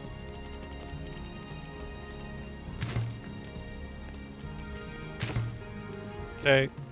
Then they need to have workers. So this has like some actual worker simulation. Build a warehouse with a stone quarry inside the area. Build a warehouse with a logging camp. Okay, so then we need warehouses. So I assume warehouse. Yep, it's where I thought it would be. Warehouse. Warehouse. Good, yeah, that made perfect sense, yeah. State of the city. Don't forget you have to be aware of all the inhabitants of your city. If you only build accommodations for the plebeians and don't find an occupation for them, they may cause trouble. Right. Top of the screen you can see all the information, all of that stuff. Yep, all there. You can check your people's favor. Yes. Understood. So assign 2 workers to the logging fence. So how many workers do we have? We have 18 population. Where is it showing? Oh, there's unemployed citizens, 12. Right. So we want 2 in each of these. And the warehouse also needs 2 workers. Oh, just 1 each, I think it was. But it's fine. We've got 6 more. Reach a population of 20 plebeians by building more houses. How many people can live in one house?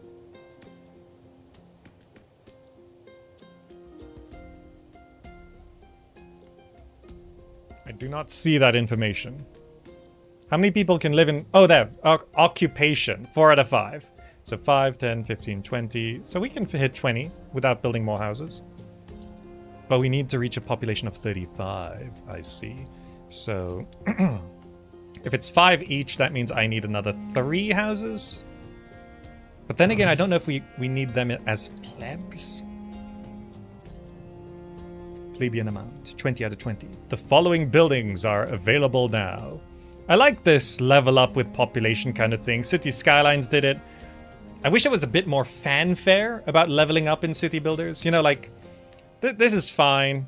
It sort of feels like City Skylines. You know, when you go from, like, a small town to, like, a medium town. And, like, a graphic comes up and says, this is what you can build now. I wish it was a bit more fanfare-ish. Like, put some cheer noises or something. Woo, yay. Like in City Skylines, it showed like a graphic of fireworks going off, but there was no fireworks sounds. Like, come on, put the flair in there, City Skylines. Patrician housing, very nice. Tax offices, baths, taverns, grape orchards, cabbage orchards, sawmills, stone cutters, wineries, and tree. Crops and farms. Okay, so we need to get some food down. Granaries. Okay. Build a wheat field.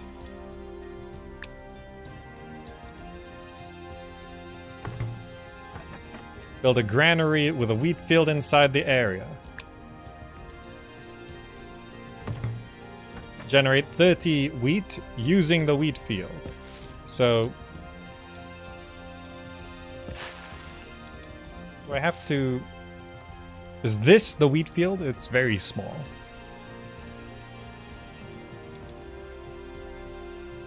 Treasury, daily income, patrician max. This is actually quite expensive. The more people I hire, I guess it's fine, right? Production, 400 a day. Wow.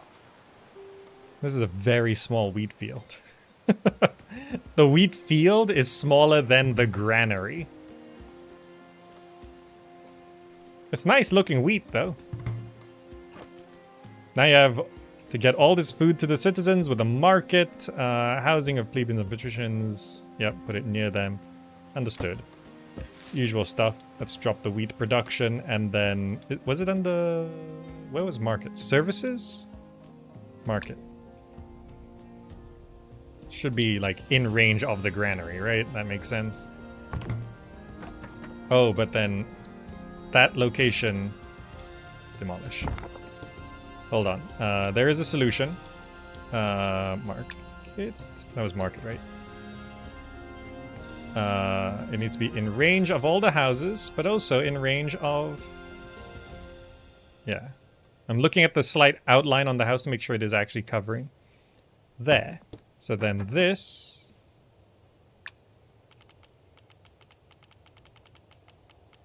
is that pathfinding on roads?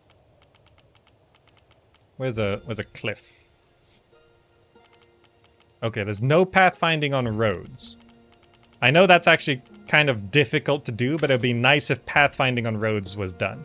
How do I explain that? Pathfinding on roads means that if you try to draw a road through an obstacle, like especially a fixed obstacle, instead of like this saying, oh, it's red, it would actually like start to walk, like the road build would go around to match up to here, right? Some games do it, a lot of games don't.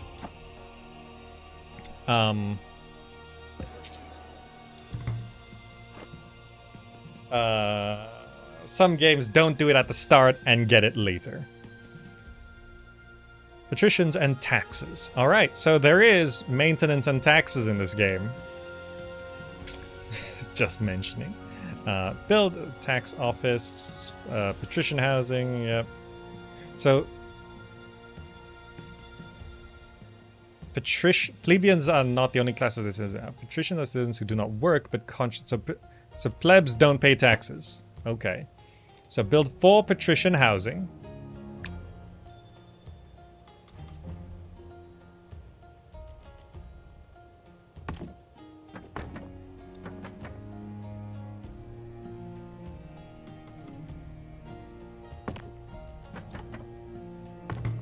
Okay. Reach a population of 30 plebeians. Tax office.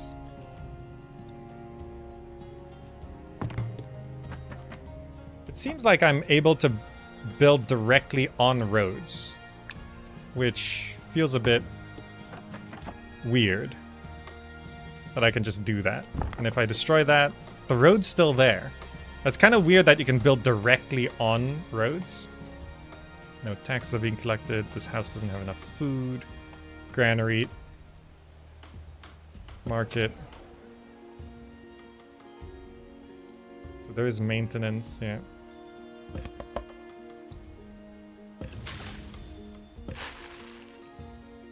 So it does sort of tell you the information right here. It looks like we don't have a lot of food, so I guess we can double up our wheat production. How many fields for the granary? I have no idea. Also, each field can have up to 4 workers, so we should maximize. So this is production 400 a day. I don't know how much we consume. How much do these people eat per day? 15 per day. At a full house?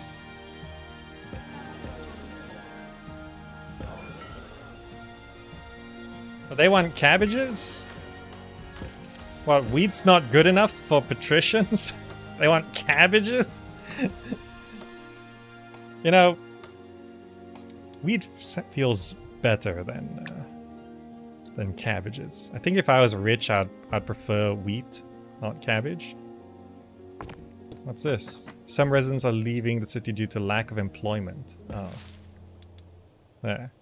You can grow cabbages. That's some employment. I lost 9 people?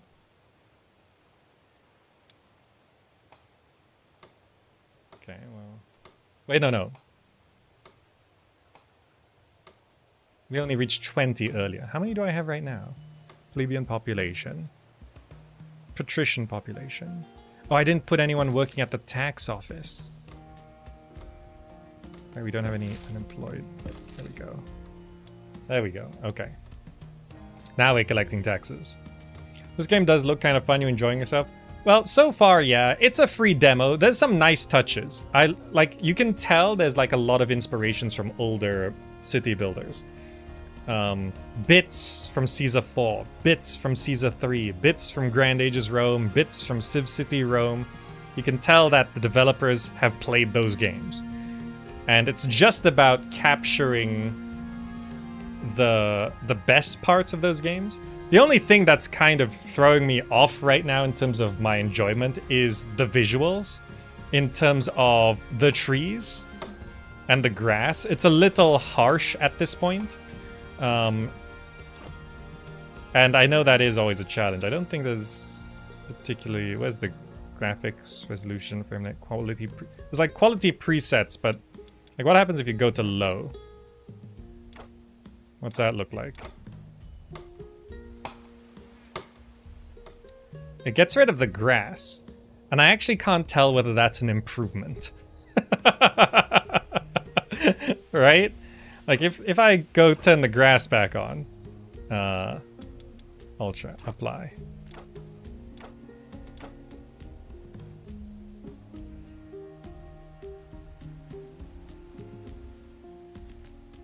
Like, it might actually look better without the grass. So, like, the trees and the grass feel a bit rough at this point. But besides that, the game, I think, looks good. Like, the water looks fine. The building... Look, there's, like, nice little animations and stuff. This looks cool. There's, like, a little reflection, sparkly water. Like, I like that. I like the sparkly water, actually. That looks really nice.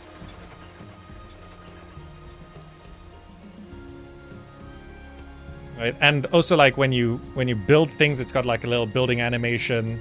That's nice. This X-ray vision, very Civ City Rome. And the nice thing is that is actually an option you can toggle if you don't like that. If you actually want to look at the buildings like this instead, you can. So it's nice that that's an option. Right, but because I've played Civ City Rome, I kind of like the X-ray into the houses and buildings to see things, but I actually can't tell which is better. And they all do sort of come back up when you zoom out. Like the grass looks okay if you get really close to it, right? But it's a kind of grass where when you zoom out, it's like it gets like a lot of sort of roughness to it, and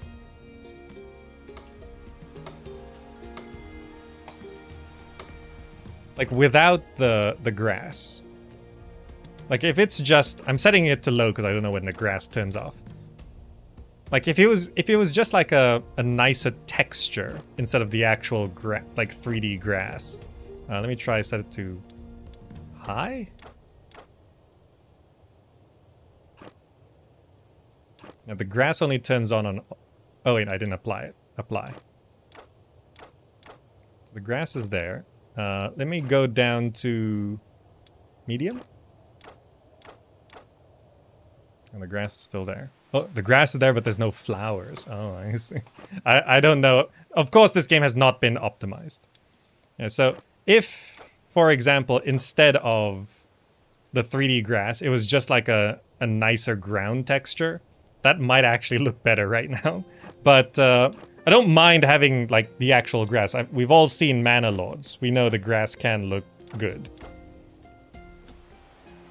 I think it just needs a bit of a tweak. Because the trees on the grass, sort of, there also seems to be some weird behaviors with the things popping in and out. So like at this zoom level, those trees, the leaves are there. If you zoom out, they disappear. But then you zoom out more, and they come back. So there's just some weird behaviors with how things are appearing and disappearing. This is a free demo, so we're not like saying, oh, this is terrible. It's like these are things that can be fixed. I think that's what's actually been throwing me off about the trees popping in and out right now. Because it's not consistent on when they disappear or appear. Might be because it's isometric mode. Maybe it's because it's isometric mode. Let's try that.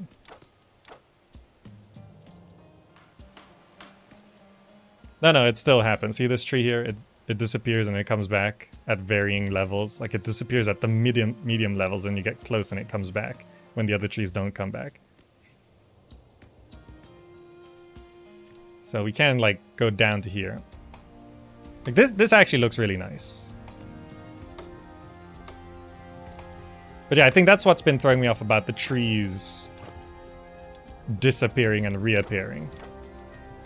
I actually don't think the trees have to disappear when you get close. I think leave them there. Like this, I think that's just an option thing, because if you don't have the X-ray, then it's like this, and the trees stay as well. I think it should just be a separate setting if the trees disappear or not. Like the houses can have the X-ray, but I don't think the trees need an X-ray. Yeah, this feels better for the trees. The trees are just always there. So we need to get our plebeians to 30. So we need 2 more of those? How do we have 21? Where are they living? Do we have a homeless plebeian somewhere? Oh, they moved in now. Okay. So the trees disappearing is part of the X-ray thing. But I kind of want the X-ray on the houses, but not the trees. So I think that just should be split in the options. Trees can't decide. But also because the tree X-ray is a little inconsistent right now. Which is fine for a free demo.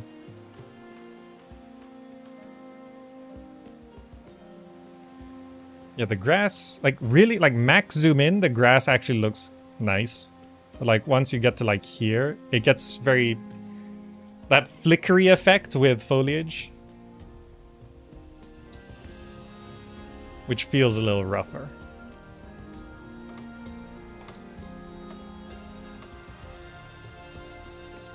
But like, I really like how the wheat looks, just for reference.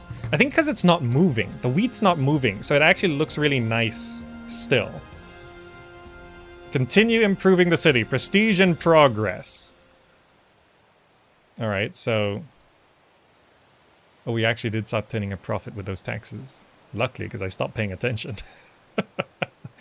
Okay, so we need to get to a population of 40 plebeians.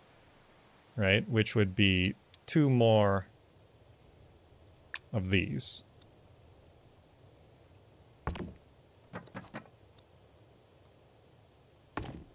So that'll be 40 plebeians.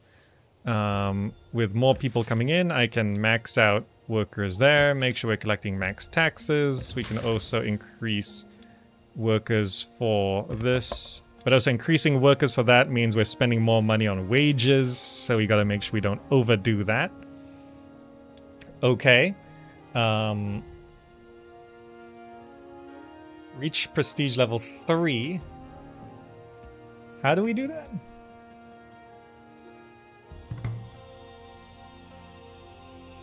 What actually controls our prestige? Oh, it is population, sorry. Yeah, reach 40 plebeians. We have 20 patricians. So, yeah, we just need more plebeians to move in. The anti-aliasing or such messing up the grass. Yeah, I know, like, I don't know what engine this is running on, but I know the reason why Mana Lords and some other games have had really nice grass is because Unreal Engine has some new grass tech. So, think the grass in Mana Lords is using it, and I think Endzone 2 is using it, where the grass and foliage just looks really nice. I think that's an Unreal Tech thing, but I don't know what engine this is running on. Someone probably knows. Is this Unreal or Unity? I don't know if you can tell. I don't think it says there. The bitrate is just not liking this. This is Unity? Ah, that would explain it. Yeah, this looks like how Unity handles grass. If you're watching this on Twitch or during a live stream, yeah, the grass is gonna wreck the bitrate. Apologies for that. On YouTube, you might want to go up to the upscaled 1440p resolution. So we got to city level 3 and we've unlocked bridges. Doctor's office, the Temple of Apollo, Minerva, Ceres, Mars, Jupiter, and Pluto. Carrot orchards, melon orchards, medicinal herbs orchards, chicken farms, bakeries, topiary arch, and hedge. Map exploration. Yeah, so this is something that's actually really intriguing for me. This feels like it's taking things from Caesar 2, which it has a lot of good points. Caesar 2 has some very, very good points. A lot of the city building in Caesar 2 is dated and not fun. But the game as a whole, with the interactive map mechanics, quite interesting. And look at this, we've actually got this world map. So many city builders now have world maps. And it feels like it's a new idea, but no, Caesar 2 had an interactive world map. So we're exploring. We're looking for the city of Vetona. I would assume... Oh, it's got that... Oh. Oh. Okay, it's got that. If you zoom in enough, it zooms into your city. I wanted to see, so like, we want to explore one of these two cities. We can see like some markers. There's like a triumphal arch there and a farmland there, so I guess there's more chance of a city being here.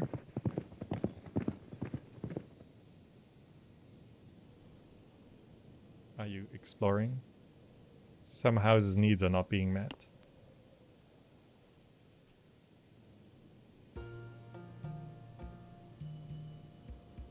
Do we just keep walking through?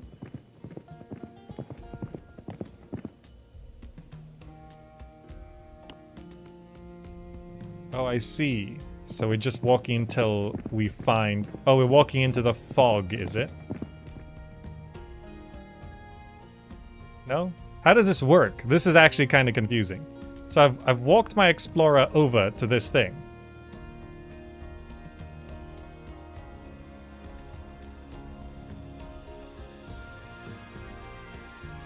Okay.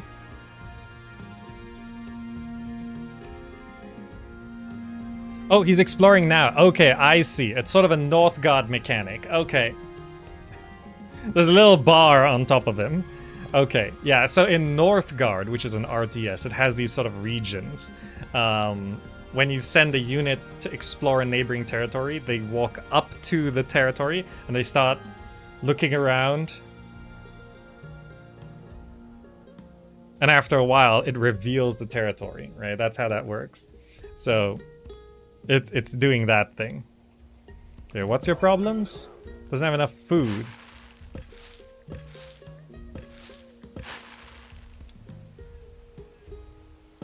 Cabbages? Do we need to get more cabbage merchants in here? Surely we have enough food. Market. There's 18 cabbages but 300 wheat. Maybe we need more cabbages. Do cabbages produce slower? 240 a day, 400 a day. Oh, cabbages are almost half. I see. Cabbage orchard. This also provides more jobs. Have we been storing up stuff? Trade routes. Okay. Fabia, trade advisor.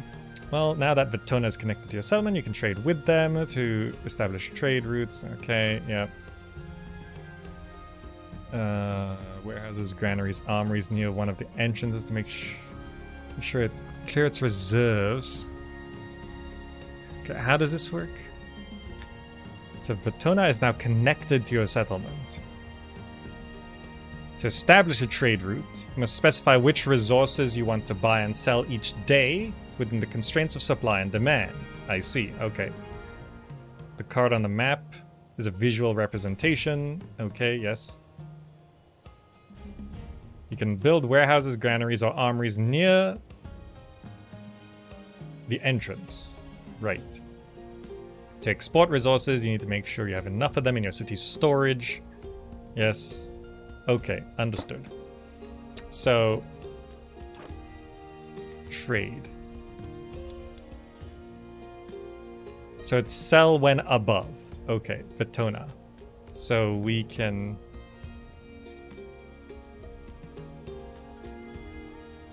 Oh, I see. So we can sell as much maximum per day, but only when it's above a certain amount. Okay, yeah, that makes sense, yeah. I think these limits... And then we want to buy... Oh, no, this is buying, sorry. That's selling. This is buying. We want to buy 75. At one... Cost of 1 per unit? Yeah, that's actually fine. Is there room for this stuff? Shared stock. Oh, wait, so... Do these stocks... Wait, no. Shared stock is all of this, not sharing between warehouses. Okay, that makes sense. Okay, so we're buying from this, right? And Vitona. And our scout can now also go explore that area. And then they start with that little bar there. Okay, yeah. So we're gonna wait for the trader to come by. And we need to buy 75 marble. Understood. Okay. Hopefully our cabbage supply goes back up. Should have a sound feedback to indicate exploring. That's actually a good idea. Yeah. Like when the scout gets there and starts scouting, they should, you know, like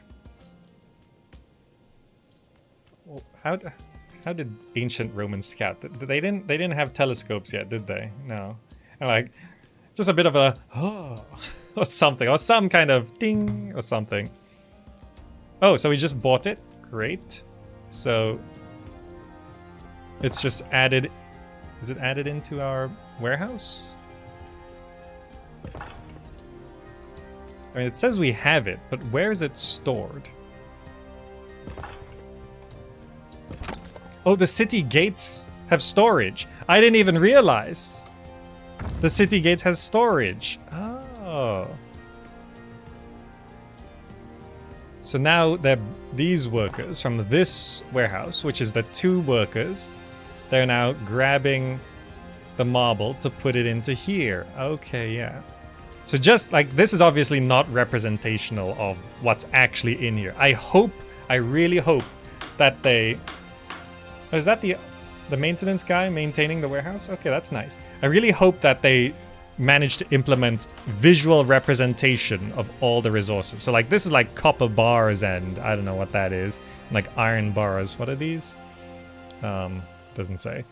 But yeah, it's obviously like showing these things when we don't have any of those things. This is currently holding 220 stone and a bunch of marble. So I really hope that they do get to visually represent later on. This is a free demo, obviously. But later on, implement a visual representation of what's actually being stored in there. Because that's the whole point of having the X-ray. Oh, the X-ray is still there when you click on the building. That's actually kind of nice. Even though I've turned off the X-ray effect, when you click on it, it's still there. That's kind of nice. Because like, for example, this house here has a full stock of wheat. But I don't think it actually shows... Yeah, it's not showing any wheat in this house. It's showing a bunch of other things, right? So I'd like to see the wheat actually be in there. Because that's how it worked in Civ City Rome. And it was a nice...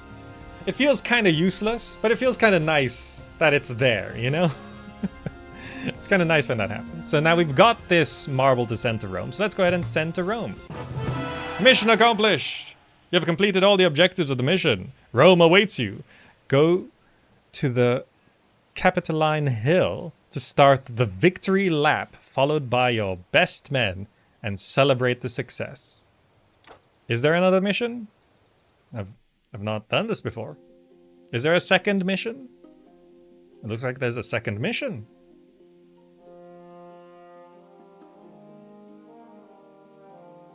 There is a second mission. Vires acquirit iundo. 40 BC.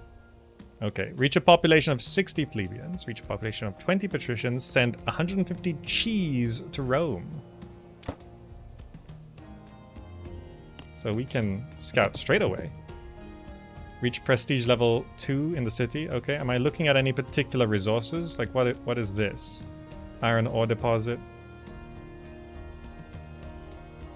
That's a stone deposit. That stone deposit's there.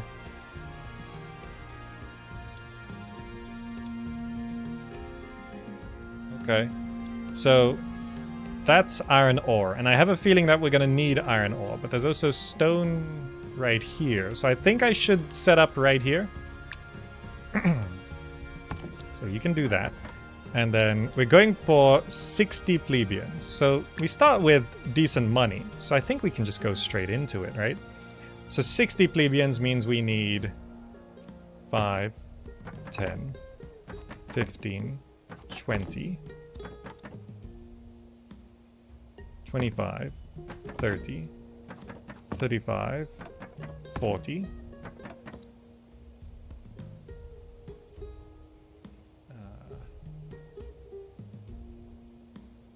45, 50, 55, 60. That's how many we're gonna need. Let's get roads going. We also need housing services. We need fire station. Immediately. Let's pause the game. Engineers post. We'll need reservoir. We'll need water mill. We'll need the aqueduct. We'll need the well.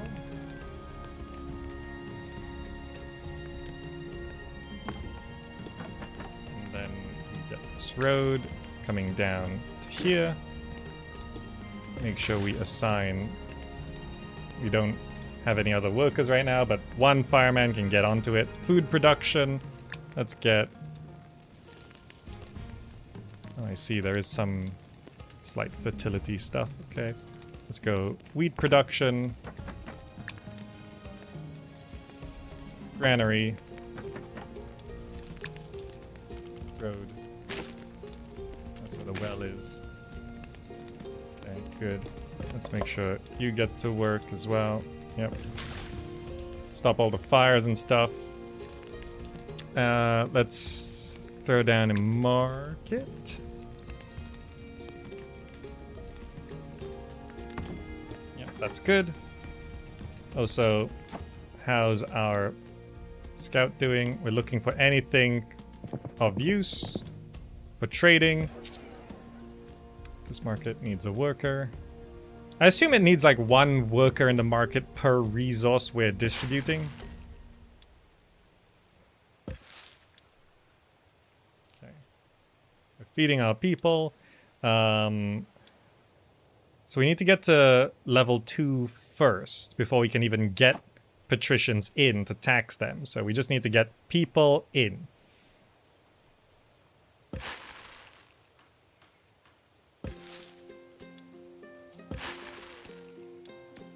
You have jobs.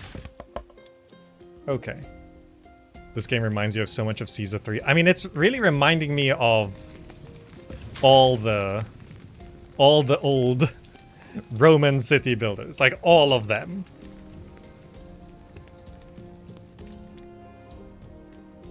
Okay, so how big is this world map? Yeah, that's burning. I assume the fire people can deal with that. Okay, so there's not a lot of territories. This is all mountains here. So we're basically just looking for a trade partner. Knowing me, it's going to be the last place we look. Okay, so some food is coming in. So we will be feeding our food. Feeding our food? Feeding our people.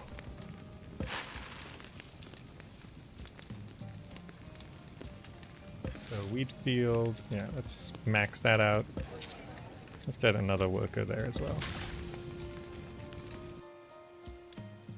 Like, we're just trying to not run out of money before we get to our... Because, like, having the people move in is required.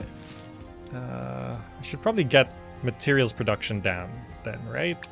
It's like logging camp. Let's just pop that there. Stone quarry. The nearest is... like there? I think that's the nearest. And then... yeah. Bring that up to there. That up to there. Giving you a couple jobs. New prestige level unlocked. Okay, good. Resource refinement. Okay. So we're basically converting wood to planks. Yep, understood. As with most. The building's not connected.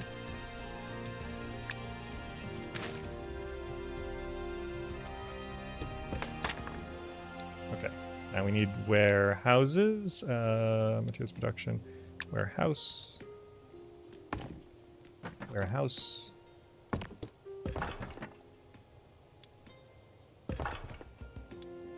Okay. Found any trade partners yet? An enemy? Oh no, there's military in this game. Okay. Do you think... let's explore here. Okay, so we need to get patricians down because we need to tax people.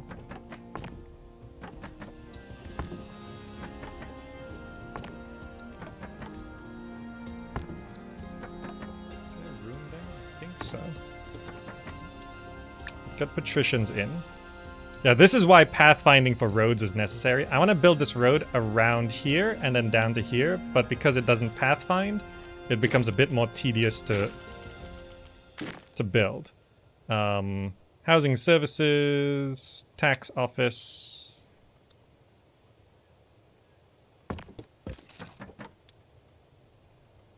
Let's get 2 tax collectors on there.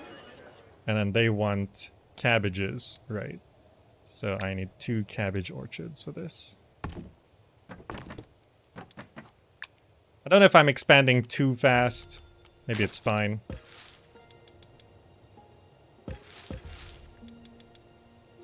I gave everyone a job. That's gonna get us cabbages and tax income. You know, I feel like I'm gonna need a bit more tax income.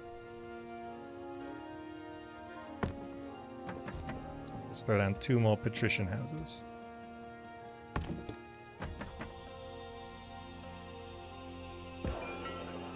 Okay, we're starting to tax people. Great. How's our scout doing? Revealed, not much. Go have a look over there. When will the decorations come into the picture? There are decorations. Look, there's a whole tab for decorations. We have gardens. Monopteros. Is that like a gazebo? What is that? But these are all higher level prestige. Like prestige level 9. Fountains. Mosaic plazas! You can plaza it up in this game. A colossus. Capitoline she-wolf.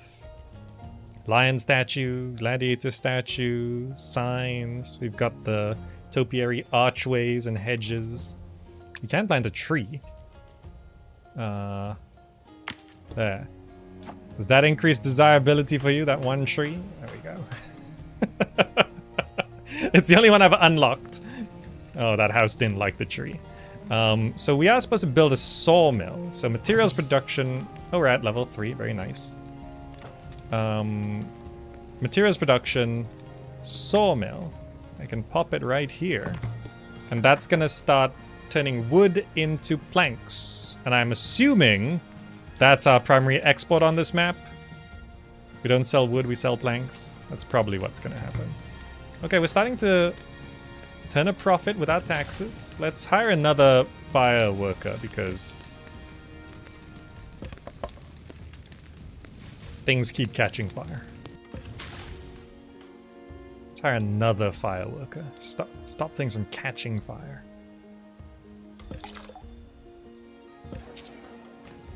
Yeah, good thing I just hired another fire worker. Oh wait, I don't have anyone working here. Get everyone in there. We can also increase our logging camp. I don't think I need to increase the stone quarry workers right now because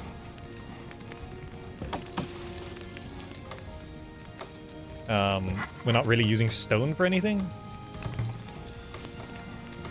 Store 20 planks. Okay, that shouldn't take too long. It does say 60 a day. How long is a day in this game? Is there like a clock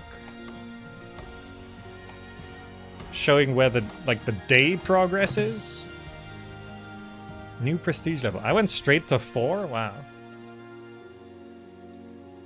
Understood. Some houses have been upgraded to a higher level. Oh, look at that. Okay, I really like this. I like how all the houses start upgrading and you can hear all the ding ding ding ding ding ding ding ding ding ding ding ding ding. Is that better taxes for upgrading houses? Ho, ho, ho, ho. Now we're city building. We upgraded houses and now they pay more tax. So, do you require desirability, required services, reservoir? Oh, they need to be piped into the reservoir. Okay, zone desirability. So is this required to level up? They need more desirability? Is that it? Yeah, the fire effect could... It's a bit much. It's like... It's a bit glowy. How do I stop fires? Do I need another fire station? So it says they required desirability, housing level 1 out of 6.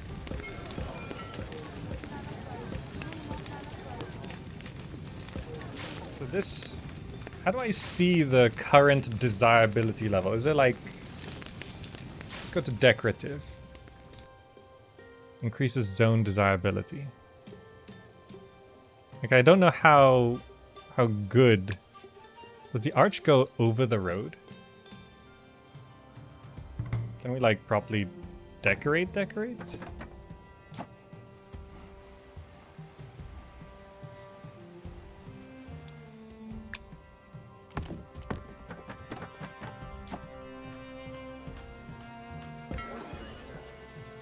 how do I see... Oh, you can move buildings? Nice. How do I see how much desirability we have? Better roads? Oh, right. Do we have better roads? Paved roads. Oh, this is where our stone goes.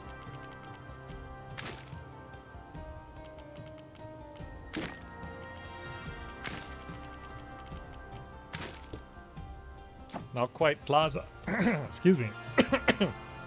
Not quite plazas, but stoned. It shows desirability on the building panel.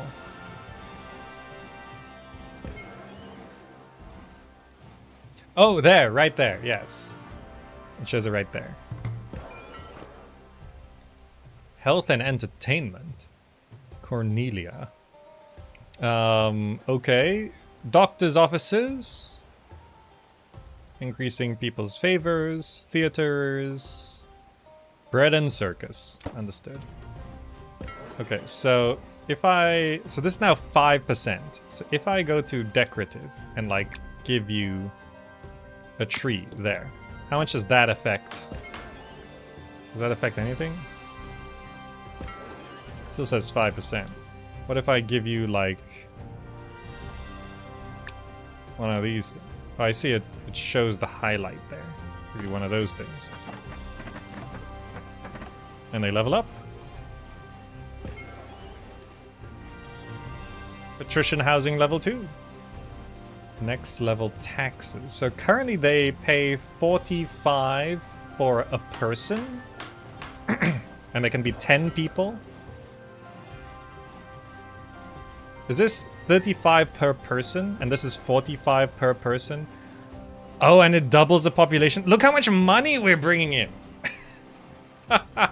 Okay. I'm understanding. So actually, if I just throw down some gardens here.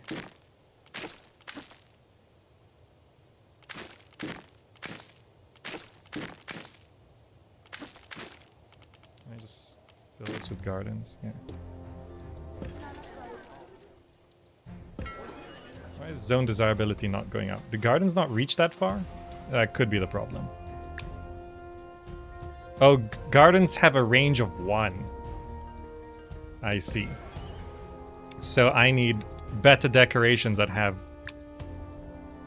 larger range. I see. Okay, so gardens don't have that much range. All these gardens are pretty much useless. Let's get rid of them. Oh, the trees came back. Let's get rid of that tree as well.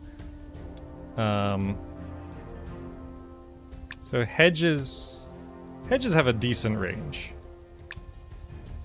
Trees have a decent range. So actually, if I do a row of trees,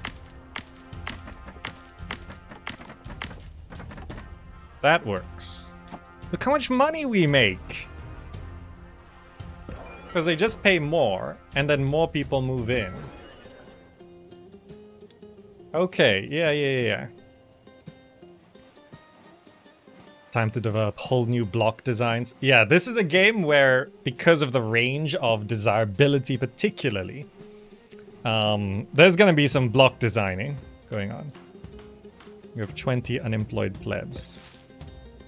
Well, now that we have money, we can put them to work. Let's just max that out. Let's max this out. Let's max this out. Gate doesn't have workers. Sawmill's already... Okay, so now we need to build a bath. So I assume that's housing and services. Baths.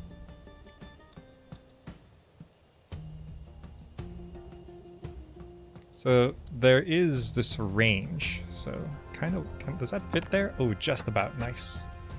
So we want to build baths and a tavern. I need 70 stone for this. Oh, okay.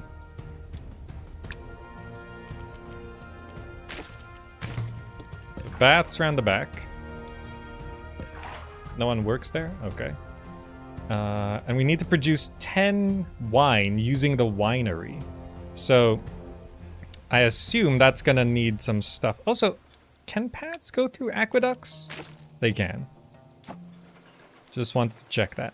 So, food production. I assume we're gonna need a grape orchard. And would it be winery right there?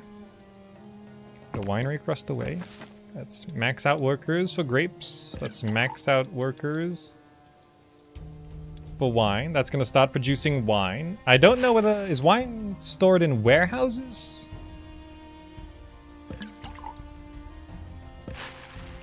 Or is it stored in granaries? Granaries. Stored in granaries. Okay, so then... I should have... I need to build a tavern. So that's a service. Tavern. Yeah, that's good. Now that's waiting for wine. And I will just create a path around the back. Just in case that's shorter, I'm not sure if it is. Okay, good. Yes. Now, so decorations, we can continue that. Like that, because it just looks kind of nice. Just a little bit of a hedge. Yeah. Okay, this is good. We're now producing wine. Let's check back here. Haven't found a trade route yet. Also, I don't know how to raise an army yet to fight these guys. I assume there's like a trade route back there or something. Or maybe that's an enemy city. Can you conquer cities in this game? You have to tell the marketplace what to sell. By default, it's all on, but you can toggle it. Like you can see, they now have grapes in the market because we're growing grapes. But I don't know if anyone wants grapes. They want bread and melons.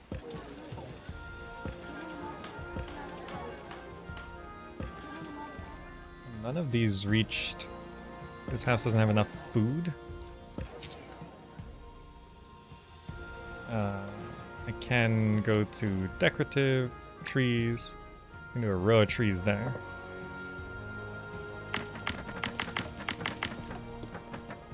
Get them upgraded. They would ask for, what is that, onions and carrots? So they'll eat... What do they do with wheat? Considering they ask for bread. What do they do with wheat?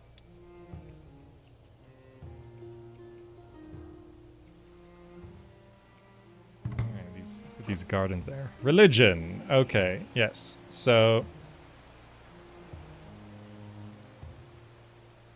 increases prestige. Build 2 temples. So, sorry, it increases, attrition taxes, workers' wages, I see, unemployed citizens, just a little bit, which translates to a little bit of crime, I see. Okay, so religion, I think there was a, there, religion. So build 2 temples. Does it matter which ones? So it's stone bricks. I see. Minerva, Mars, Jupiter, Pluto, Apollo, Ceres.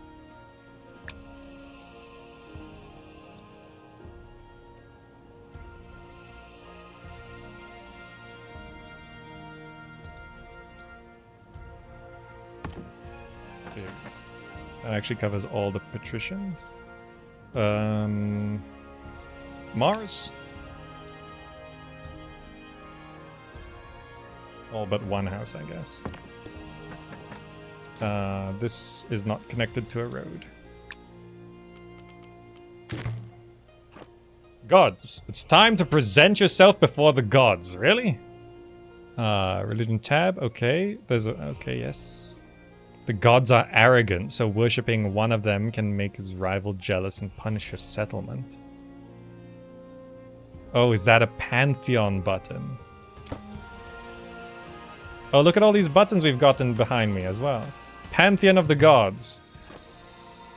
It's literally them. They're there.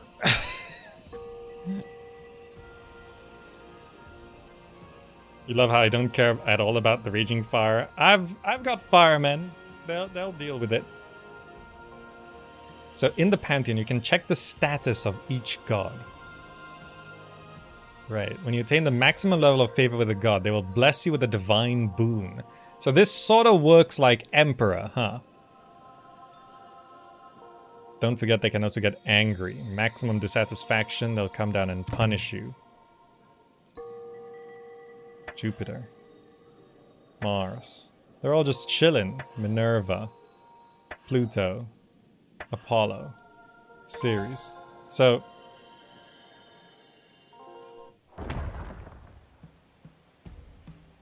I was just clicking on all of them. What? Wow, okay.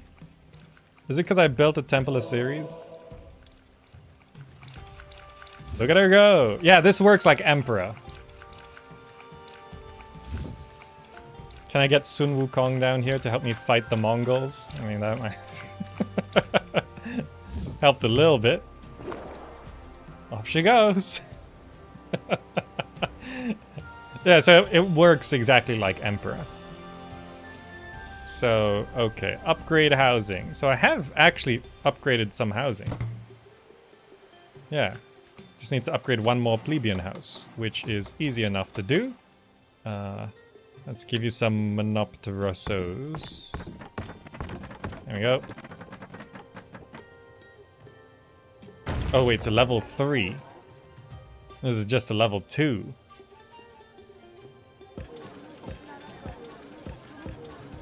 What do they need? Onions and carrots.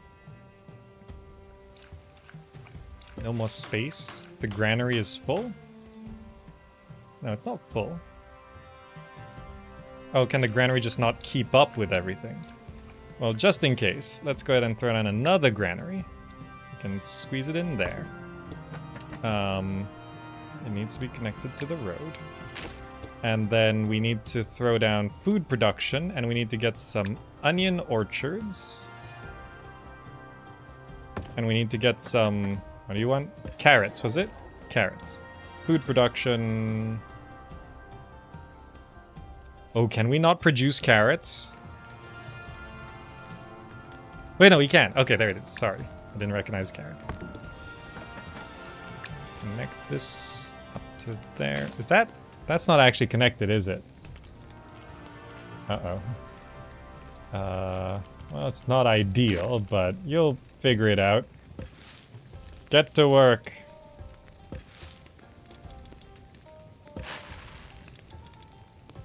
Okay.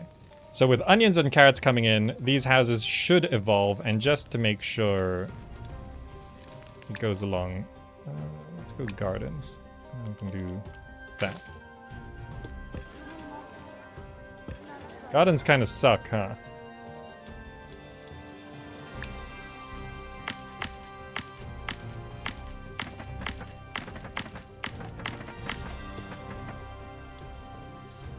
Paved roads.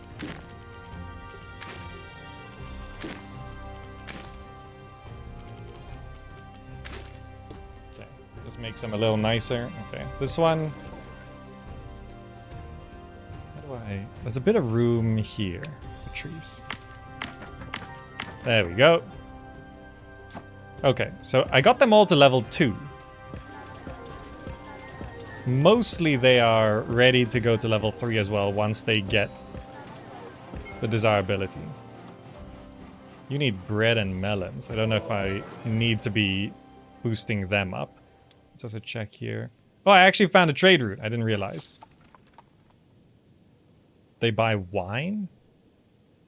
I have to open this trade route. I can accept.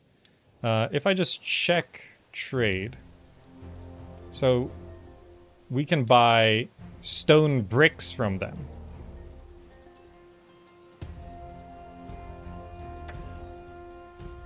Mars is unhappy. Does that mean I should... Oh, I see. So I need to import the stone... Because I don't think I can refine stone. Do I have the thing? Oh, I do have a stone cutter.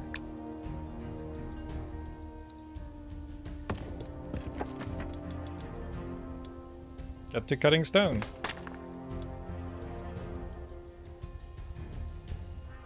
Because that's what I need for more temples. Okay.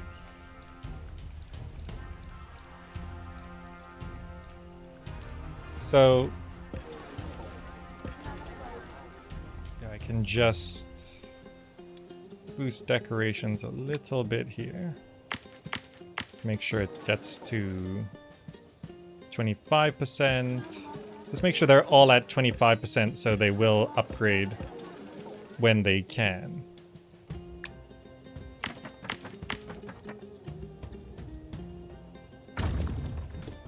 What was that? This building has collapsed.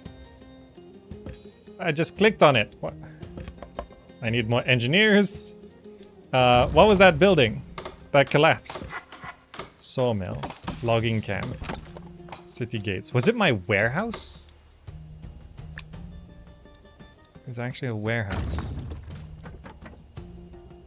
Logging camp collapsed as well. Right. All these buildings need... Right. Okay. Hold on. I don't have enough wood for an engineer's post. Oh. Uh-oh. Hold on. Materials production. Okay, no, I think we're okay. Let's get more wood down. I was a little concerned for a little bit.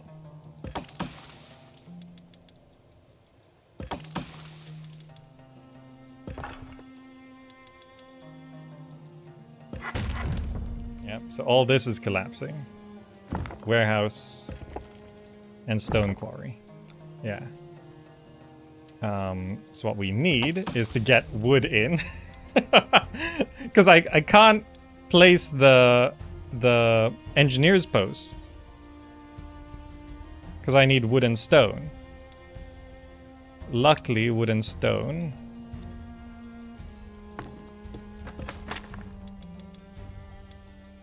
Warehouse?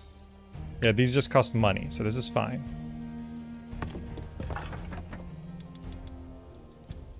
Okay. Can I have two stone quarries on the same stone deposit? Or is that not okay?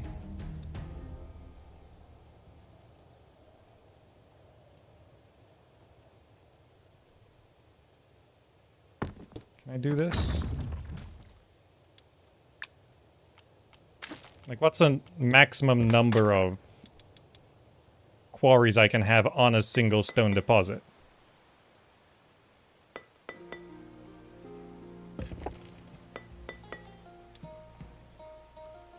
So let's... Can I pause production on the stone cutter? Oh, I can just... Oh wait, there's just a pause button right there. Let's pause production on the stone cutter. And that's... Oh, the sawmill also. Materials production. The sawmill cost wood to place as well. So what I did not cover was engineers' posts. I think I'm gonna need 2 here.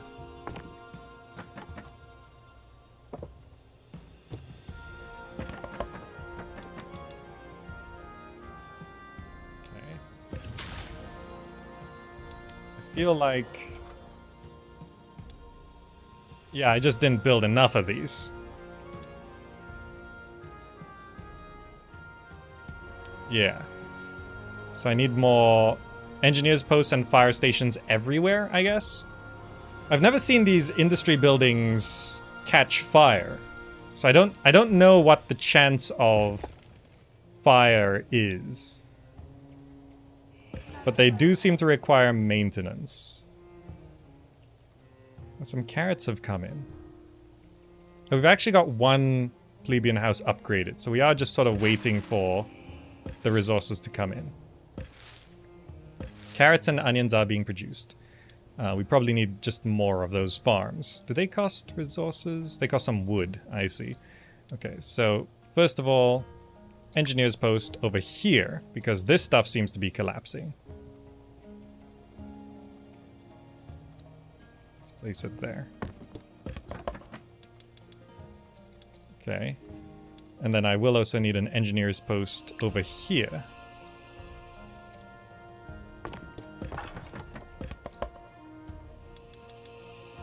Okay, good. I probably should get more fire stations as well, because fires do keep breaking out, so I have to assume let's not have enough food. Oh, all my wheat farms. All my wheat farms collapsed. That's not good. That's where all my workers came from.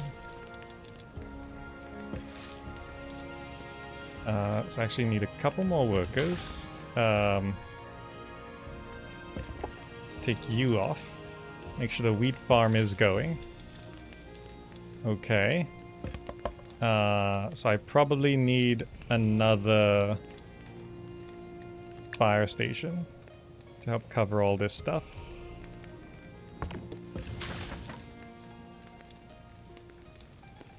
Okay.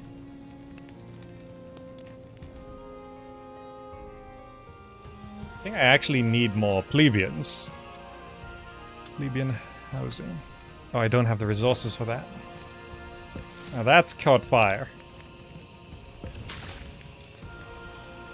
What can I reduce?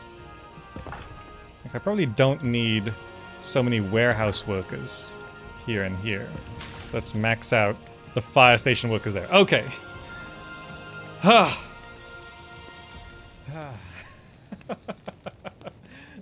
I didn't realize, because I don't know if there's like a filter for like showing how chance of fire, right? That's something that I kind of... So let's get this running again. Where did all of our stone bricks go? Were they in the warehouses that burned down? That would make sense. Okay. So we're just trying to upgrade these houses. What just collapsed? Okay. Grape orchard. Yep, that collapsed as well.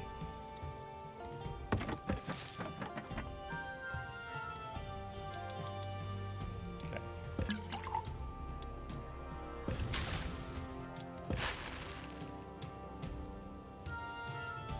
87 out of 87. Why do we have 70 out of...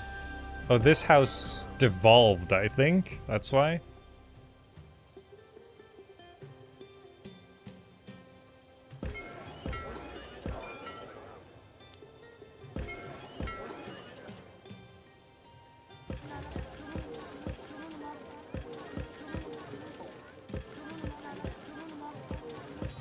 There was a wheat issue. Oh, this plebeian housing is level 3 already, right? This is the one that evolved. And then they're asking for bread, tavern, and 40% desirability.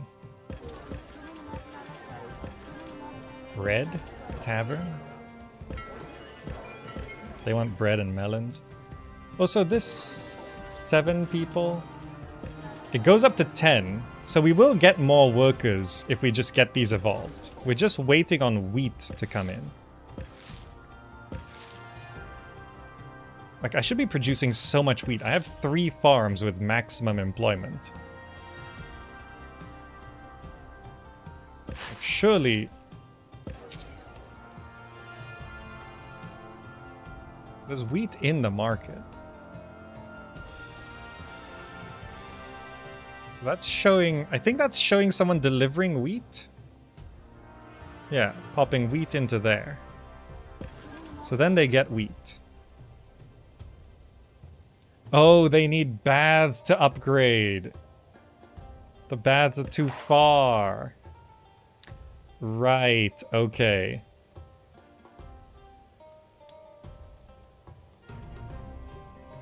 So we need this functioning again.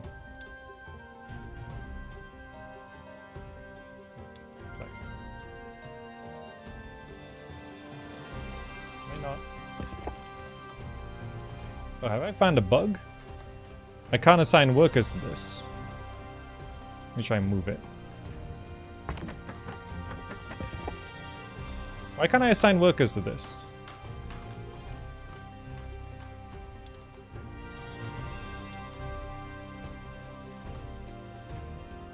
Hi, Relinda. Thanks for joining.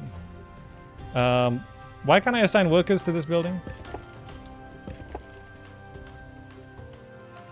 I don't know if it's just stone cutters. You know what? We can just go to trade. And we can buy like 110 units of those. Also, how much wine do we have? 53? Why do we have so little? Let's just buy a bunch of cut stone while I figure this out. Oh, I was looking at the wrong number. I was looking at homeless citizens as unemployed citizens. Yeah, that makes sense. Okay, so we actually need to... That collapsed? I didn't even know that could collapse. Okay, hold on.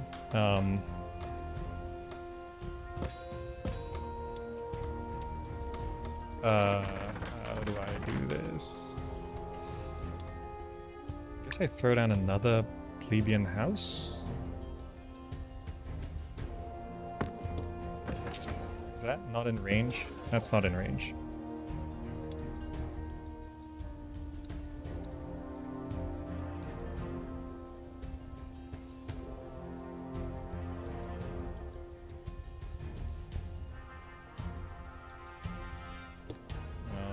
I'll have to do for now. So I can get this going. Okay. So I need stone bricks because to evolve the houses I need stone bricks and planks. Oh, planks! Forgot about planks. Materials production. Sawmill. Let's get you back on. But we need workers for this as well. Well, we just imported a whole bunch of those. So let's get to sawmilling.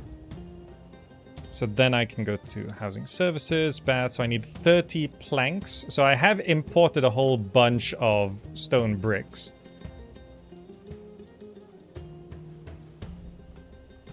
Are they just being shifted? Is this in stock and it's currently being shifted? That's why it's going down then back up. Yeah, okay. That's okay. Engineer's post. Engineer's post.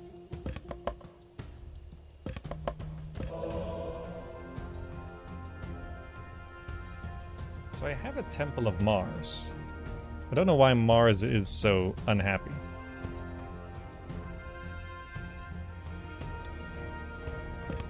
Engineer's post. Okay, I think everything is covered by the engineer's post. Doesn't have enough food. Wait, where is... Did I not build any cabbage farms? Or did I build the wrong farm here? Oh, I think it was 2 wheat and 1 cabbage.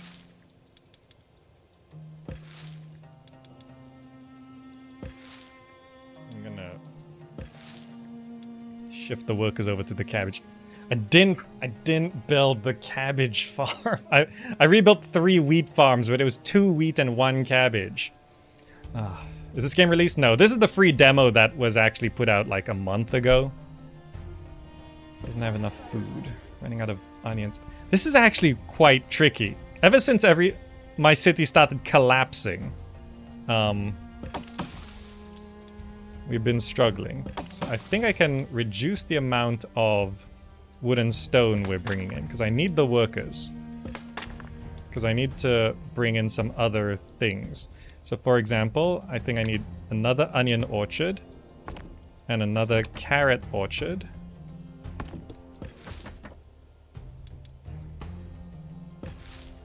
to stabilize the food supply. The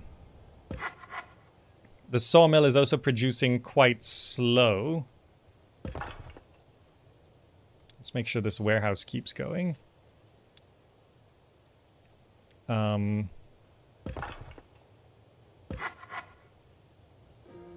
we're waiting on wooden planks. Which, yeah, I lost a lot of resources because my warehouses collapsed. And I didn't realize that was happening. I think I needed more warning on that. Oh, that's not connected to a road. So I don't have... I can...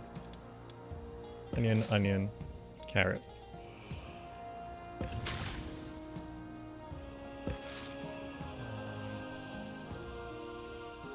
Sawmill has maximum workers. We can stop the stone cutter because I imported a lot just to maximize carrot production. Okay, wooden planks are coming back in. How much do I need for a bath? 30? I just got 30. So I can pop a bath around the back here. It should cover all these houses. Like that. And then we just need to connect it to the road. And now they should evolve, right? This building has no water. Ah, this is a true city builder. We need to get a reservoir over because this one doesn't reach there. Yeah, okay. So I need to build a reservoir to cover the bath. Now the aqueduct costs stone to build. I do have a good amount, so it should be okay. Okay, now the bath is there, and now these houses should be able... Oh no, they've run out of food. Just trying to evolve these houses. It's like, this house does not have enough food. Is it because it's short on... So it has baths, it has... So these are all covered by reservoir, okay. So this one, like, doesn't have enough carrots. These are saying they don't have enough food. Is it because they're running low on wheat? Yeah. And they're running low on wheat because we reduced the amount of workers we had on. Okay. Let's reduce our resource production then. I was pushing that up. Let's get our wheat levels back up with that new farm. Okay, they're starting to upgrade. We got another one to level 3. Okay. Now they should... Oh no. This city builder sounds promising. Yes, right? Like that's how city builders should go, right? We've got two houses now at level 3. So should be fine. We're actually losing money right now. So it's because these devolved. Why did these devolve? It's because they lost their decorations.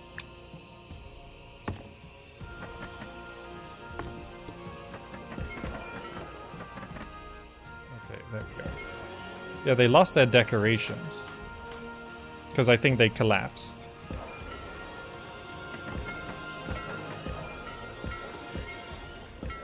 Why are these desirabilities so low?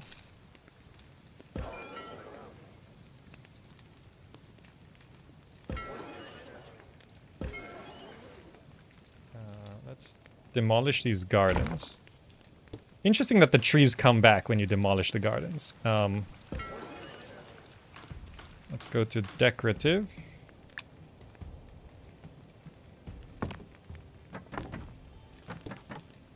It also says they don't have enough food.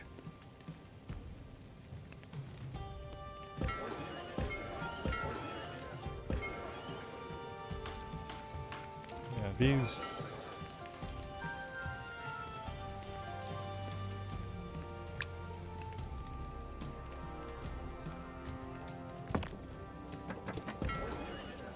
Okay, that brings in a bit more money. What's wrong with you? No more space? carrot orchard. The granaries are pretty full. I think I have to specialize them a little bit, alright? So for example, you are gonna be like carrots, onions, cabbages. And you're gonna be wheat, grapes.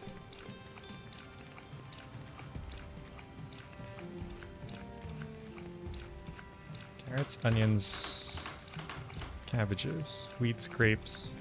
I think that's fine. I think I do need another... We have cabbages. Is it that the market can't keep up? Do we need another market? I don't know what the blockage is. I mean, I can build another cabbage orchard, but I don't have workers. You know, I do have workers. We can get more cabbages down. Why aren't you evolving? We just can't get the food. I think it's a shortage of markets. I think we oh, the market can have way more workers. I didn't realize it goes up to 8. Okay, so... Oh, I didn't even hear the fire. I was like, do you hear fire in the background? Is that... No, that's just some calm crackling in the distance. Okay, hold on. This is a bit more complicated than it seems, because...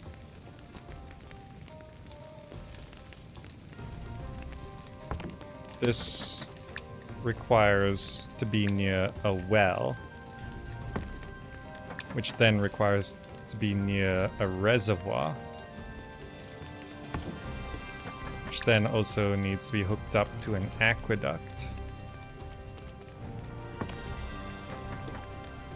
which then also requires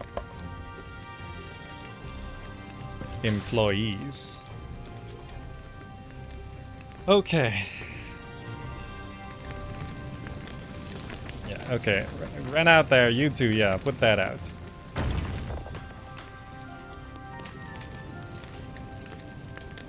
So the engineer's post collapsed. Can you please save the warehouse? We're gonna need to rebuild the engineer's post. Okay. I'm just trying to upgrade these houses. I need 2 more workers. Can I... Guess I can... Oh, I actually did it. Start battle. You... Marcus says, you have proven to be a good leader.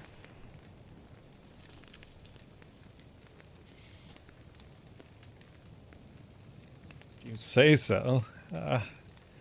But enemies are waiting for you out there, and you must destroy them if you want to liberate the villages of the region. I'm giving you command of a legion to take charge of troops standing in our path. Face them and emerge victorious from Mars. Once you choose which troops to face, a window opens. You can see the information. Yes. So from what I understand from the trailer, this is sort of an auto-battler situation. And hold on.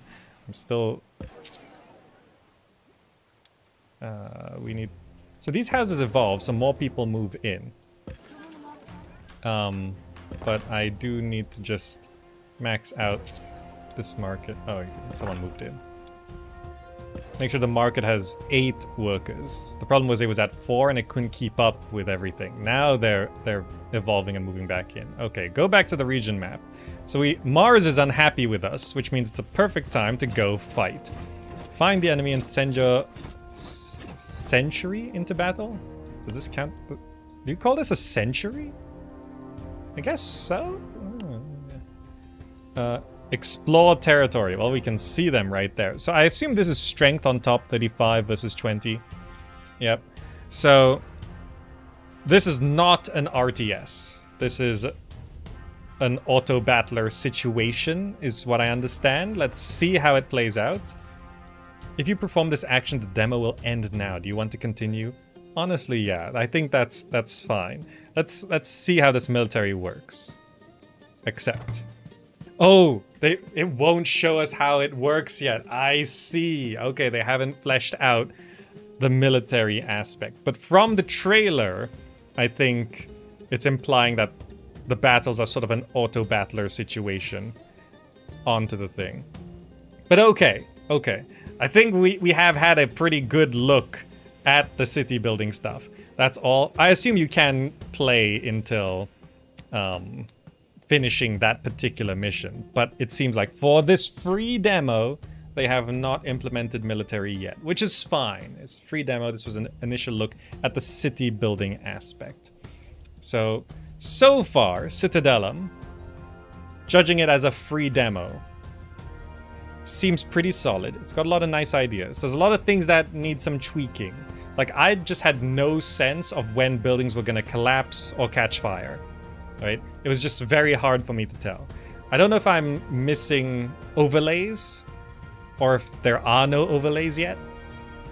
You know, also, grass and trees could do with a little bit of tweaking visually. The world exploration, the map exploration feels kind of fine. Yeah, I'm okay with that. We do need to see how military is implemented. Right now, we don't know exactly how. I'm okay if it's like an auto-battler situation. Auto-battler, like, imagine if it plays, like the battles plays out like Mechabellum. It's fine, I think. Yeah, I'm okay with that. And a lot of people who play city builders, they don't want to be playing RTSs, so I think that's a fine direction to go in. Just don't expect an RTS with this game, is my understanding. But yeah, promising. I think this feels more...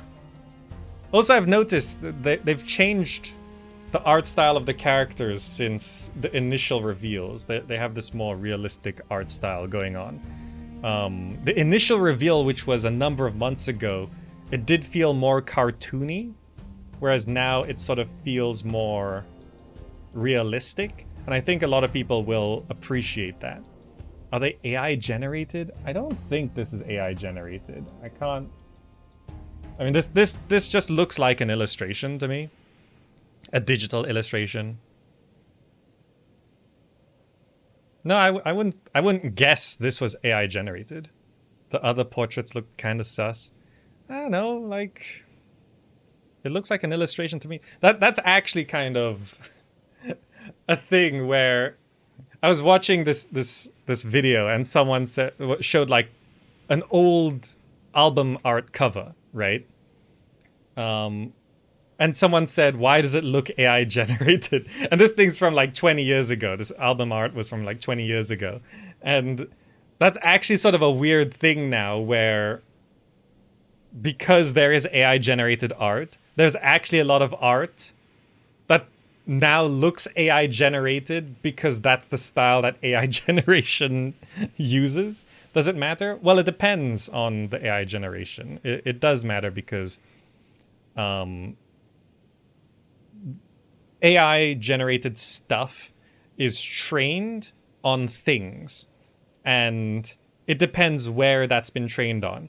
So there's now some AI companies saying, if it's on the internet, it should be allowed that our AI is trained on it, whether you give permission or not. And what can end up happening, and what has happened in some cases, is that the AI doesn't come up with new things. It's taking existing stuff and putting it together and releasing it. And what it can do, without anyone realizing, is it takes these sources from whatever, and it generates something that's actually copyright protected.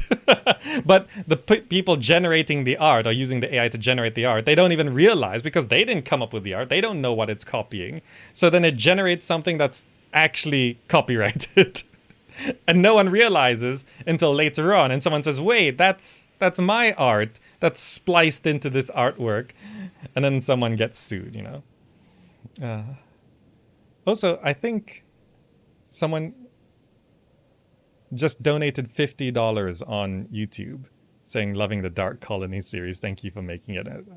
Now, thank you so much. In chat, it just says account name. I don't know if that's a bug, but thank you so much. Unless your account name is actually account name, in which case, thank you, account name. Because some people do that. Thank you so much, account name. So yeah, but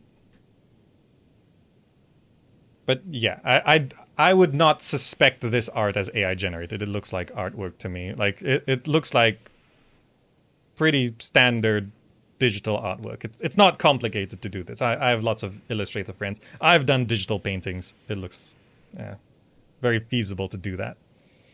But yeah, that was a look at Citadelum.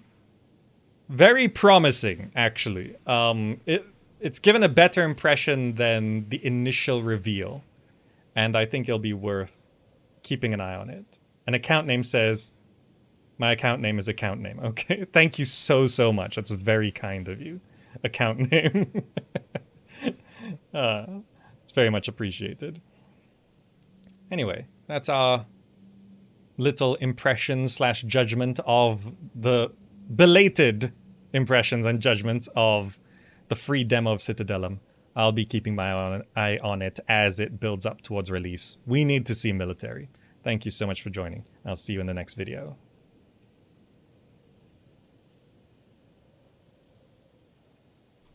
And that's the end of the YouTube video. Banana for Scale. Hello, Imager user. You've been replaying one of your favorite games, Pharaoh Cleopatra, using your YouTube videos as a guide for how to start some of the harder levels. Just wanted to say thanks for the help. I'm glad I could help. I didn't make them... Yeah, exit to desktop. I didn't make them to be guides, but... Mark Zeus, you just missed it. I'm apologies. How excited am I for the new Anno? I don't really get excited for... Excited's the wrong word, I think.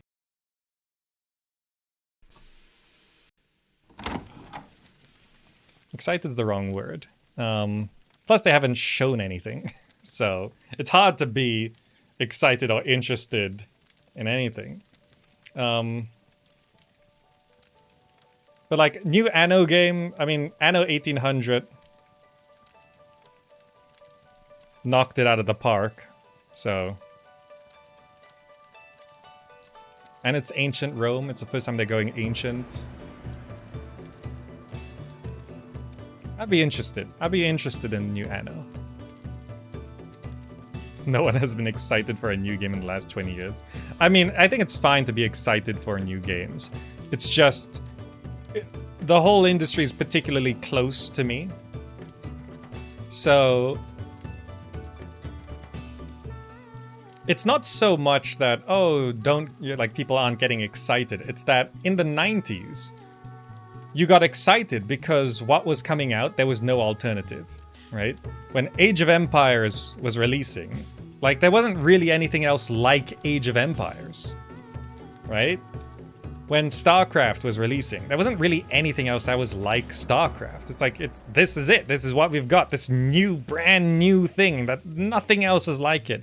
And now there's a lot of games coming out, and there are still top tier high quality games, like 10 out of 10 games. But there's also its close competitor, a 9 out of 10 game. And then there's also the close, you know, AA version of that game, competitor, which is like a 7 out of 10. And there's also the indie version, which is like a 6 out of 10. So it's like, yeah, okay, well, we're kind of excited for the 10 out of 10 game, but there's so many options, right? Like, which one will I personally like the most? Like, I might actually prefer the 7 out of 10 game over the 10 out of 10 game because it's slightly more my style kind of thing.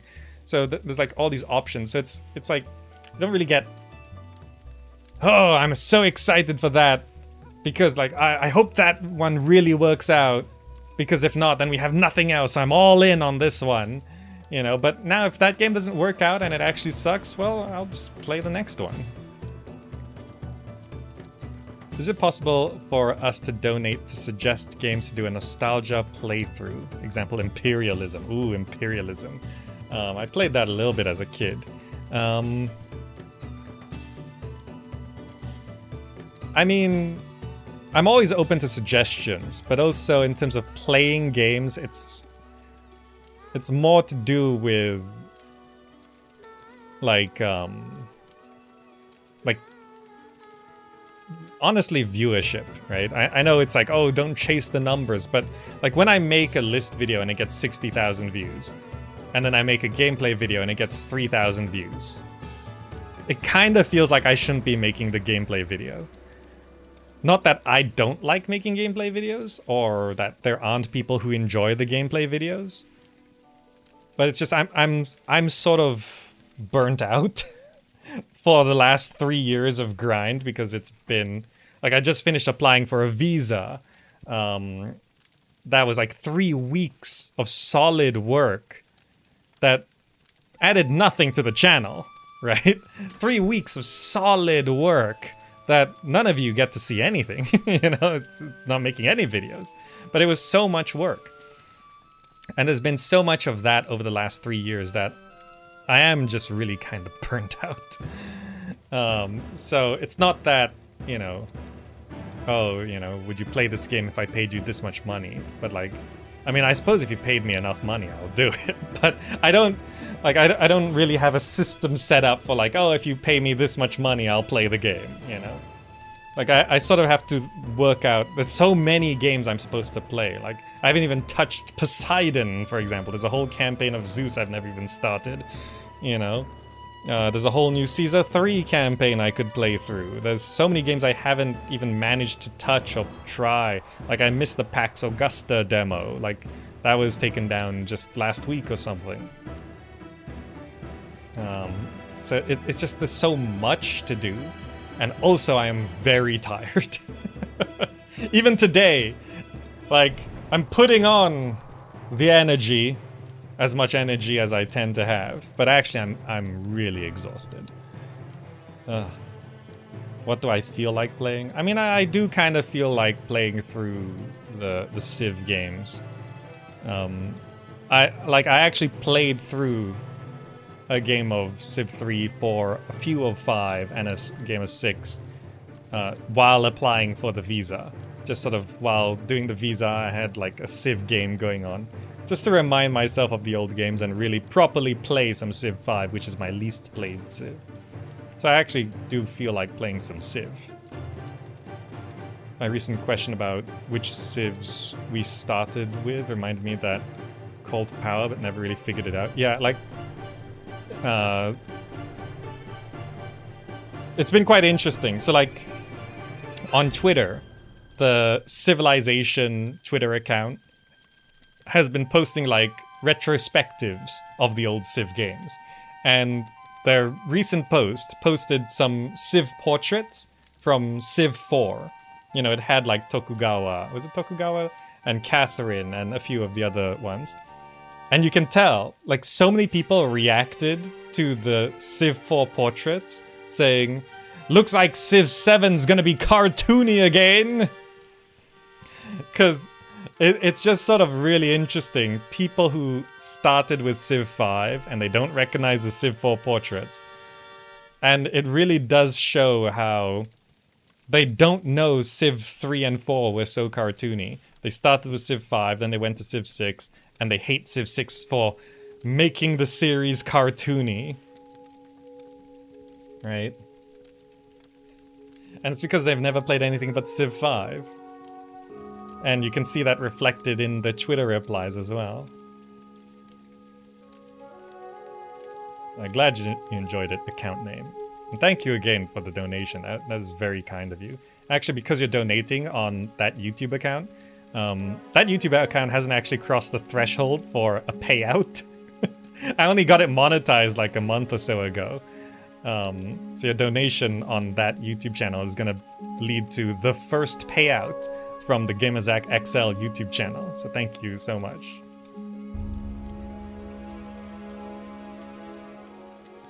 Maybe keeping the Let's Plays tracks build up the audience. Well, what I'm doing now is sort of, because I have the second YouTube channel, that's where I can put Let's Plays.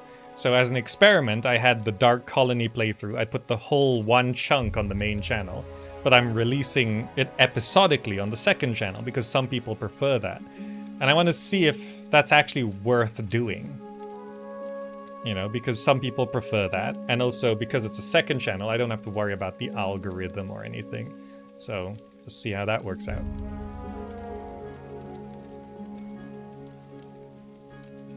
The Civ 4 ones don't look does not look that cartoony. Well, I mean, thing is, for Civ 4, if you look at Egypt, Hatshepsut,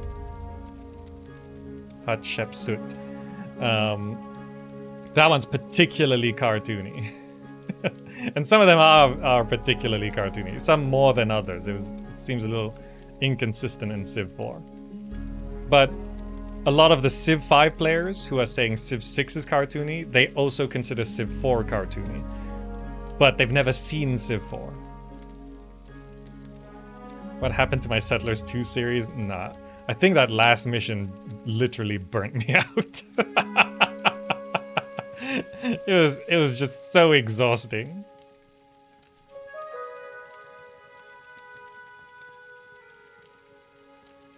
And I was sort of playing through Settlers 2 to build up to the new Settlers release, and then the new Settlers just didn't. We'll just say it didn't gain traction. Civ 5 players need to go back and play Civ 1. Actually, like when I was looking at the screenshots next to each other, Civ 6 honestly looks like a 3D version of Civ 3.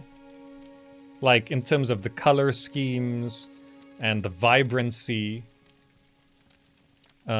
Civ 6 actually, like, if you squint your eyes, Civ 6 and Civ 3 look the most similar.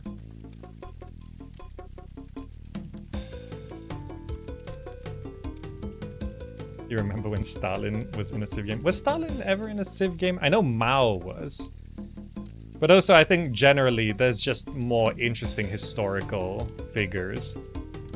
Also, when the Civ games had figures like Mao, it's oh, he was in Civ 1. It's kind of weird because there's like, coming from Asia, I have actually walked into certain shops and seen Mao Zedong propaganda on the wall. So it feels a little too current, having leaders from My supplies recent sold memory. like hotcakes. I'm going back to the bazaar for more. J Marcha, thank you so much for dropping by and for the resub. And account name, did you just donate another? Account name, you like, I've never gotten donations on YouTube before, so I'm just checking. Did you just donate another $50?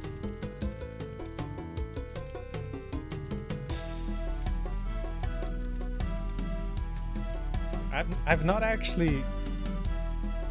I've never received that before. Because I'm still relatively new to live streaming on YouTube, even though I technically started live streaming on YouTube. Thank you so much, account name. That is so kind of you. Imagine if they added Hitler and Stalin in the next game. Well, I mean, Hitler would cause problems with selling the game. Like, I remember there was it Europa Universalis or some strategy game had Hitler in it, and like in a number of countries they literally had to like make him a silhouette because countries have laws against depicting anything like that.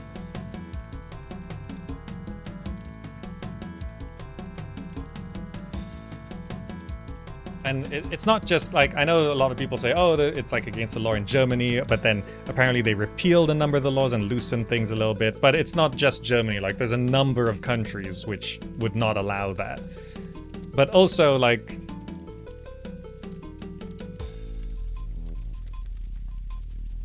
when it comes to Civ leaders, I feel like they need to be people who are a little bit more broad in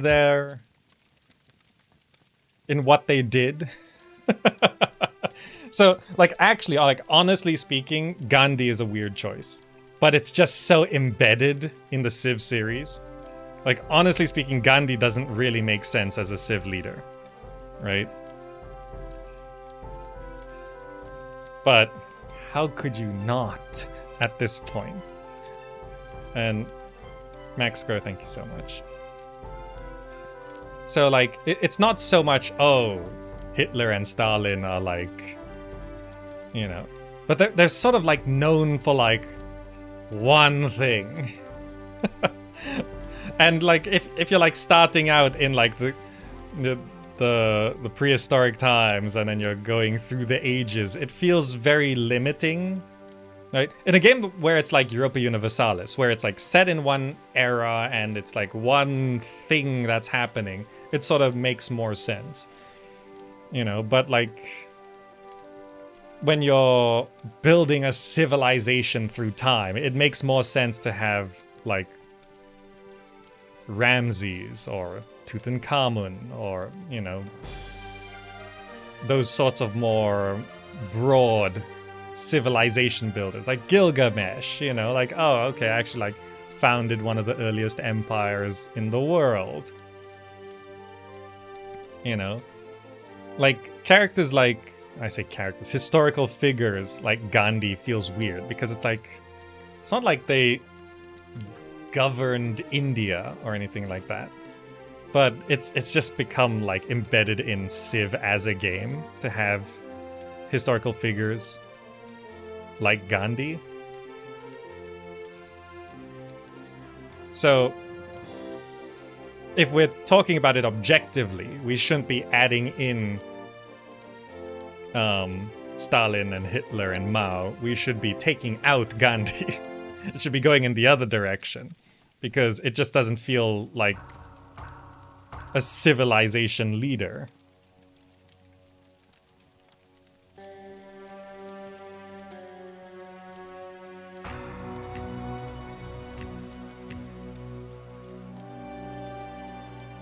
We're still talking about the game. We should take out Gandhi. Well, historically, that seems redundant.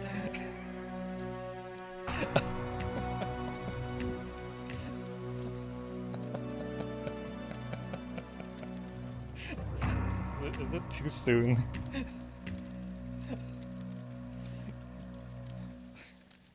But I mean, yes, as a Civ leader, Gandhi doesn't make sense. In the game Civilization, Gandhi seems out of place at this point, but he is like culturally in there as a video game series because you need nuclear Gandhi.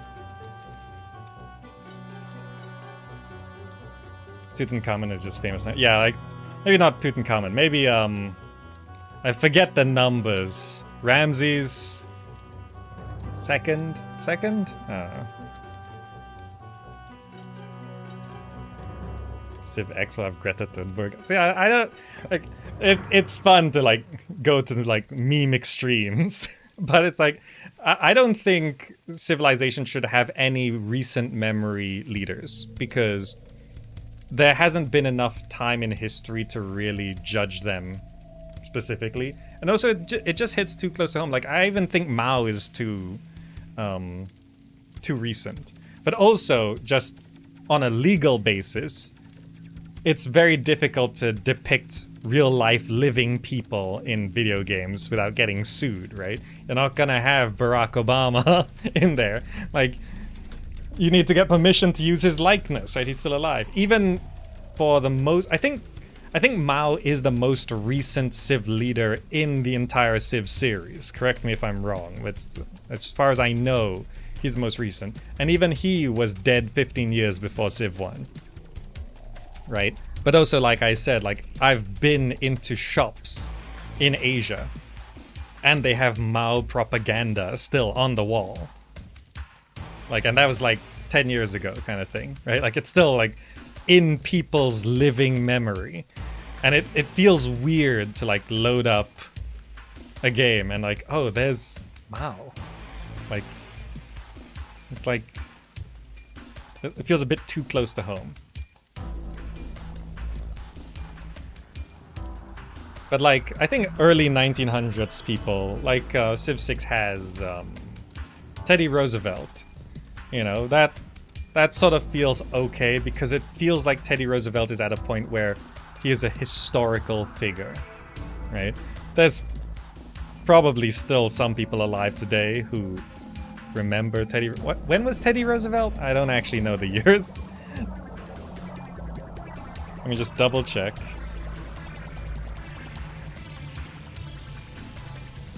Teddy Roosevelt was... Okay, he died 1919. So, yeah, like an early 1900s person sort of still feels okay. Math books you learned from still had sections that praised Stalin, right? Like, it feels like a bit too close to home. So, it feels, one, unnecessarily complex, but also a lot of these leaders that people say, oh, they don't want to add these leaders because they're too sensitive, or people, like, they're too sensitive to people getting offended. But also, I feel like these are just bad choices for leaders, right? It's sort of like, yeah, someone... like Gebo said, Tutankhamun is only famous now. Like, he wasn't actually like a particularly notable leader, right, historically. So it's like adding in Tutankhamun as the leader of Egypt. It's kind of weird. Like, they're just sort of known for one thing, and like, it doesn't feel like they're a civilization leader.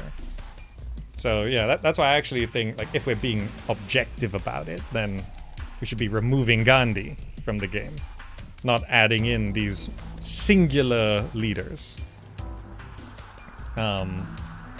Yeah, because like there's so many leaders to choose from, right?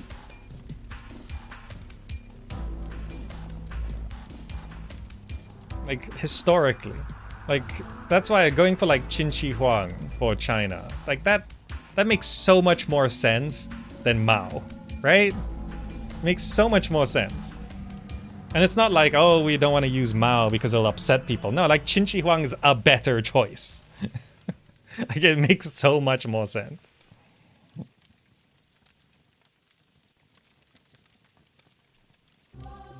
Historical figures, be it bad or good, are still part of history. Censorship in the entertainment industry is crazy. Well, even then, like, I don't think there's particular censorship. I mean, of course there is at times, and some straight governments censor certain things, but it's like, even then, that's not about the entertainment industry, that's just the country. But it's like, just give it some time, right? Like, because obviously, like, pretty much every historical leader has done some bad stuff. It's just you don't want to unnecessarily, like, when it's recent memory, like living memory, like there's so many people alive today who not only remember Mao, but like lived under Mao, right? It feels unnecessarily complex to implement that today. Like, it's actually kind of bizarre that Civ 1 had Mao when Mao had only been dead, like I say only been dead for 15 years when Civ 1 released, right? Like, these days, like, it's not even just about, you know, oh, can you depict a recent leader or not? It's like you have to get rights permissions, right? Like, you want to put, like, George Bush as the leader of the United States in Civilization, and it's like, well, he's still alive. You gotta go ask his permission. Hey, W, do you want to be in, like, Civilization? Like, he's got to sign off on it, right? So it's not just about censorship. There's, like, all these legal questions as well. Like, you can't just put people in your game. You know, like when Humankind put my avatar in the game and people could get it, I had to sign contracts and forms and stuff saying, yes, I allow, you know, me to be depicted in here. You know, I did voice acting, and there's like very specific terms on what is and isn't allowed to use for my voice. You know, like just for your, in case you're curious, in terms of my voice in Humankind as that avatar, I signed over the rights for the materials submitted for that avatar specifically. So I did not sign over my voice rights to Humankind. I recorded about 500 voice lines, and they're allowed to do whatever they want with those 500 recordings, right? But my voice, I didn't sign over. They can't use, you know, an AI to generate more lines from my 500 voice lines. I did not sign over permission for anything outside of the 500 voice lines. Right? Great question for you. When did everyone get over Genghis Khan? And see, like, you just have to give it time, right? Genghis Khan, right? I mean, just a safe bet as a general guideline, if everyone alive today, how do I phrase this?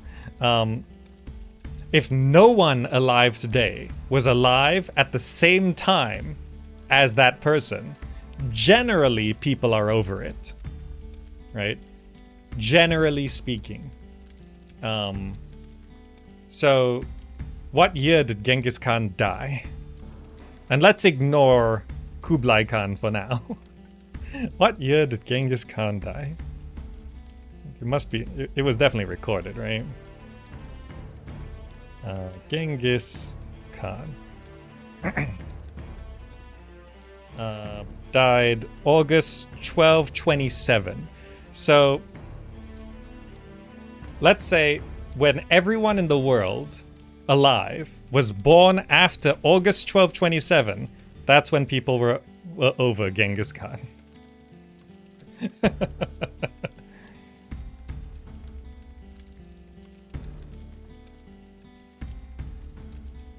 Yeah, I mean, there's other considerations as well, as Nebers points out. But just as a general guideline, as a starting point. So, okay. When did Mr. H die? Of course, we know that one, 1945, isn't it? 2045, people lived to over 100. 2065? Give it another 20 years. I don't know, modern medicine might keep people alive a little bit longer. But also, as Nebers points out, there are people who continue things, certain things. So obviously, in the ancient world, when someone dies, I mean, it's so hard to keep your memory alive in the ancient world. You gotta build statues, you gotta write on stones, you know. But with the internet and you know, all of modern media, things are sort of, you know, kept in recent memory. Recent memory is longer, right? So as a general starting point, I would say maybe 2065. But also it depends on, you know, like just as a recent thing that has come up in the news because of all the recent elections. So for those of you who don't know, the UK just had their elections and France just had their elections. And if we're talking about Mr. H, as Steel Elves calls him, if we're talking about Mr. H, his name came up because of the French elections. Because there's, you know, a political party who was like, I've not lived in France. I don't know the nuances. I'm just saying it was brought up that the origins of this political party go back to Mr. H. And I don't know the specifics. I don't know French politics. I'm just saying this is what came up in the news. And it's just, the point is that it feels even more recent, even though I was not alive during World War II. You know, it's still a topic. It's still an issue that's coming up today in 2024. So 2065 maybe as a loose point where everyone's over it, but also it depends. Like, are we gonna have, like, so, for example, in Cyberpunk 2077, you know, are we gonna have sort of a return of certain characters through AI artifacts? And suddenly Johnny Silverhand is alive and well in 2077. You know, it's the context matters. But through history, loose guide, I think, because it's for example, I said like Teddy Roosevelt feels like a historical figure. not a recent memory thing. And he died in 1919, I think it was, 1918, something like that. So it's been about 120 years since Teddy Roosevelt, right? So that seems to loosely hold up. 120 years. But the internet was not invented during Teddy Roosevelt, so...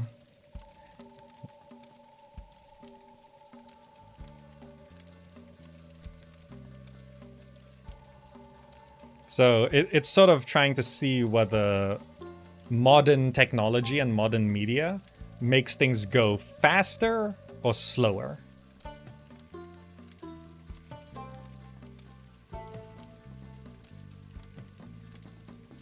Yeah, Gabus says like the connections are bizarre and many and complicated. And yeah, like Mark Zus said, yeah, imagine having grandparents who are starved by Mao, then having to ask him to trade luxuries with you. Yeah, it's kind of, yeah, so it's a bit close to home. Hey, Grandpa, you know what it was like living under Mao? Yeah. Do you think he would like to buy incense? What was his favorite trade luxury? It feels weird, right? So, yeah, I don't, like, a lot of people say, oh, they don't want to put it in because of censorship and, you know, I don't think it's that. I think it's just a bad choice. Like, being objective about it. You know, like, I like, for the current lineup of civs, is Gandhi the most recent? Because, like I said, Gandhi feels out of place. Gandhi feels weird. I think of the current lineup of civs, like Civ 6 leaders, and possibly Civ 5 leaders, is Gandhi the most recent still?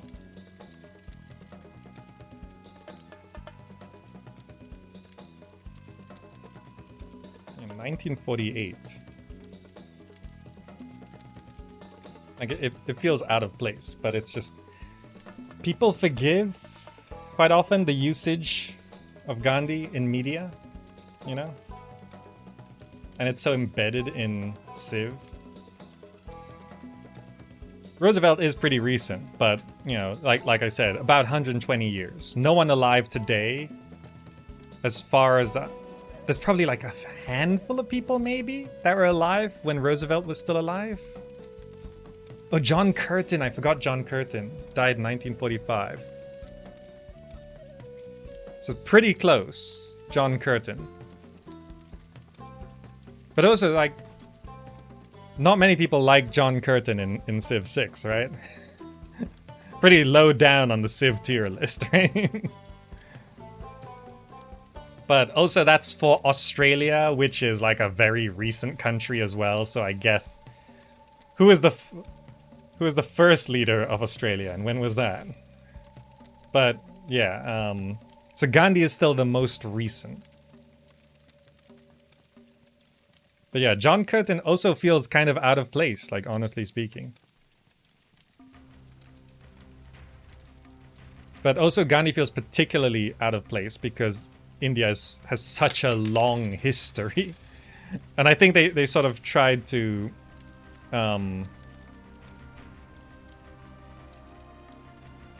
I think they are trying to, like, introduce more Indian historical leaders. So it's not just Gandhi, at least. Steel Elves, thank you so much. For all the Age of Empires 1 music. Watch out for AI Genghis. Yeah, Chandra Gupta, right? Chandra Gupta feels like much more sensible leader choice for India, right? Like, it makes so much more sense. Gandhi's still there just because of historical relevancy with the Civ series, right? But it's still kind of weird because there's a lot of people alive today who are alive for John Curtin and for Gandhi. So it's 1945, 1948. So yeah, it's gonna be Like, it's not even... It's like 80 years ago. Yeah, it's just about turning 80 years ago. But even... It's more like... It's like 75 years-ish. Like, at least with... like, Elizabeth and Victoria are at least, like, early 1900s. I say... For, like, some of the English leaders. Was there Victoria before? There was Victoria, right? Which was... She lived into 1900s, right? A little bit. 1902? 04? 06? Somewhere around there. Trying to prevent World War I with her children. Yeah, but... See, like, early 1900s feels like a safe zone onwards. Because even, who is it, was it the Brazilian leader? Was it Portugal? Who was that leader? It was, Pedro II. When was Pedro II? 1891. Yeah, so it's late 1800s. Ragoon, glad you enjoyed it. Anyway, I do have to go. We did a nice 3.5-hour stream today. Thank you all so much for joining. I'm trying to get back into things, but also I am very, very tired. If for those of you joining more recently, the last month has been intense work on a visa. So even though you haven't seen all that much content, I have been non-stop working, thinking, planning, writing, applying, collecting so much stuff, and there's nothing to show for it. But like, I've been non-stop working, and I'm just kind of very tired from the last 3 years. I need a holiday, but I can't afford a holiday, so thank you so much to Account Name, who donated, I think, $100 today.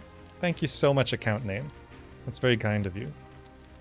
But yeah, I have to go and I have to eat dinner. Thank you all so much for joining. Hope you enjoyed today's look at Citadelum. And I'll get that video up later this week. I'm not gonna rush it. But yeah, maybe another stream sometime this week. Yeah. And hopefully the visa application is just approved. Stay home vacay. I mean, I need like 2 months where I do nothing.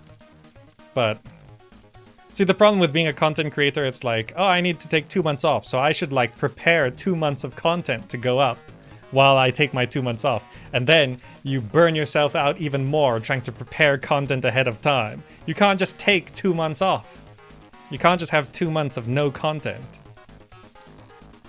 So like, in preparation for your 2-month holiday, you have to put 2 months of work up front. And then you're just even more burnt out. And then what you actually need is a 3-month holiday.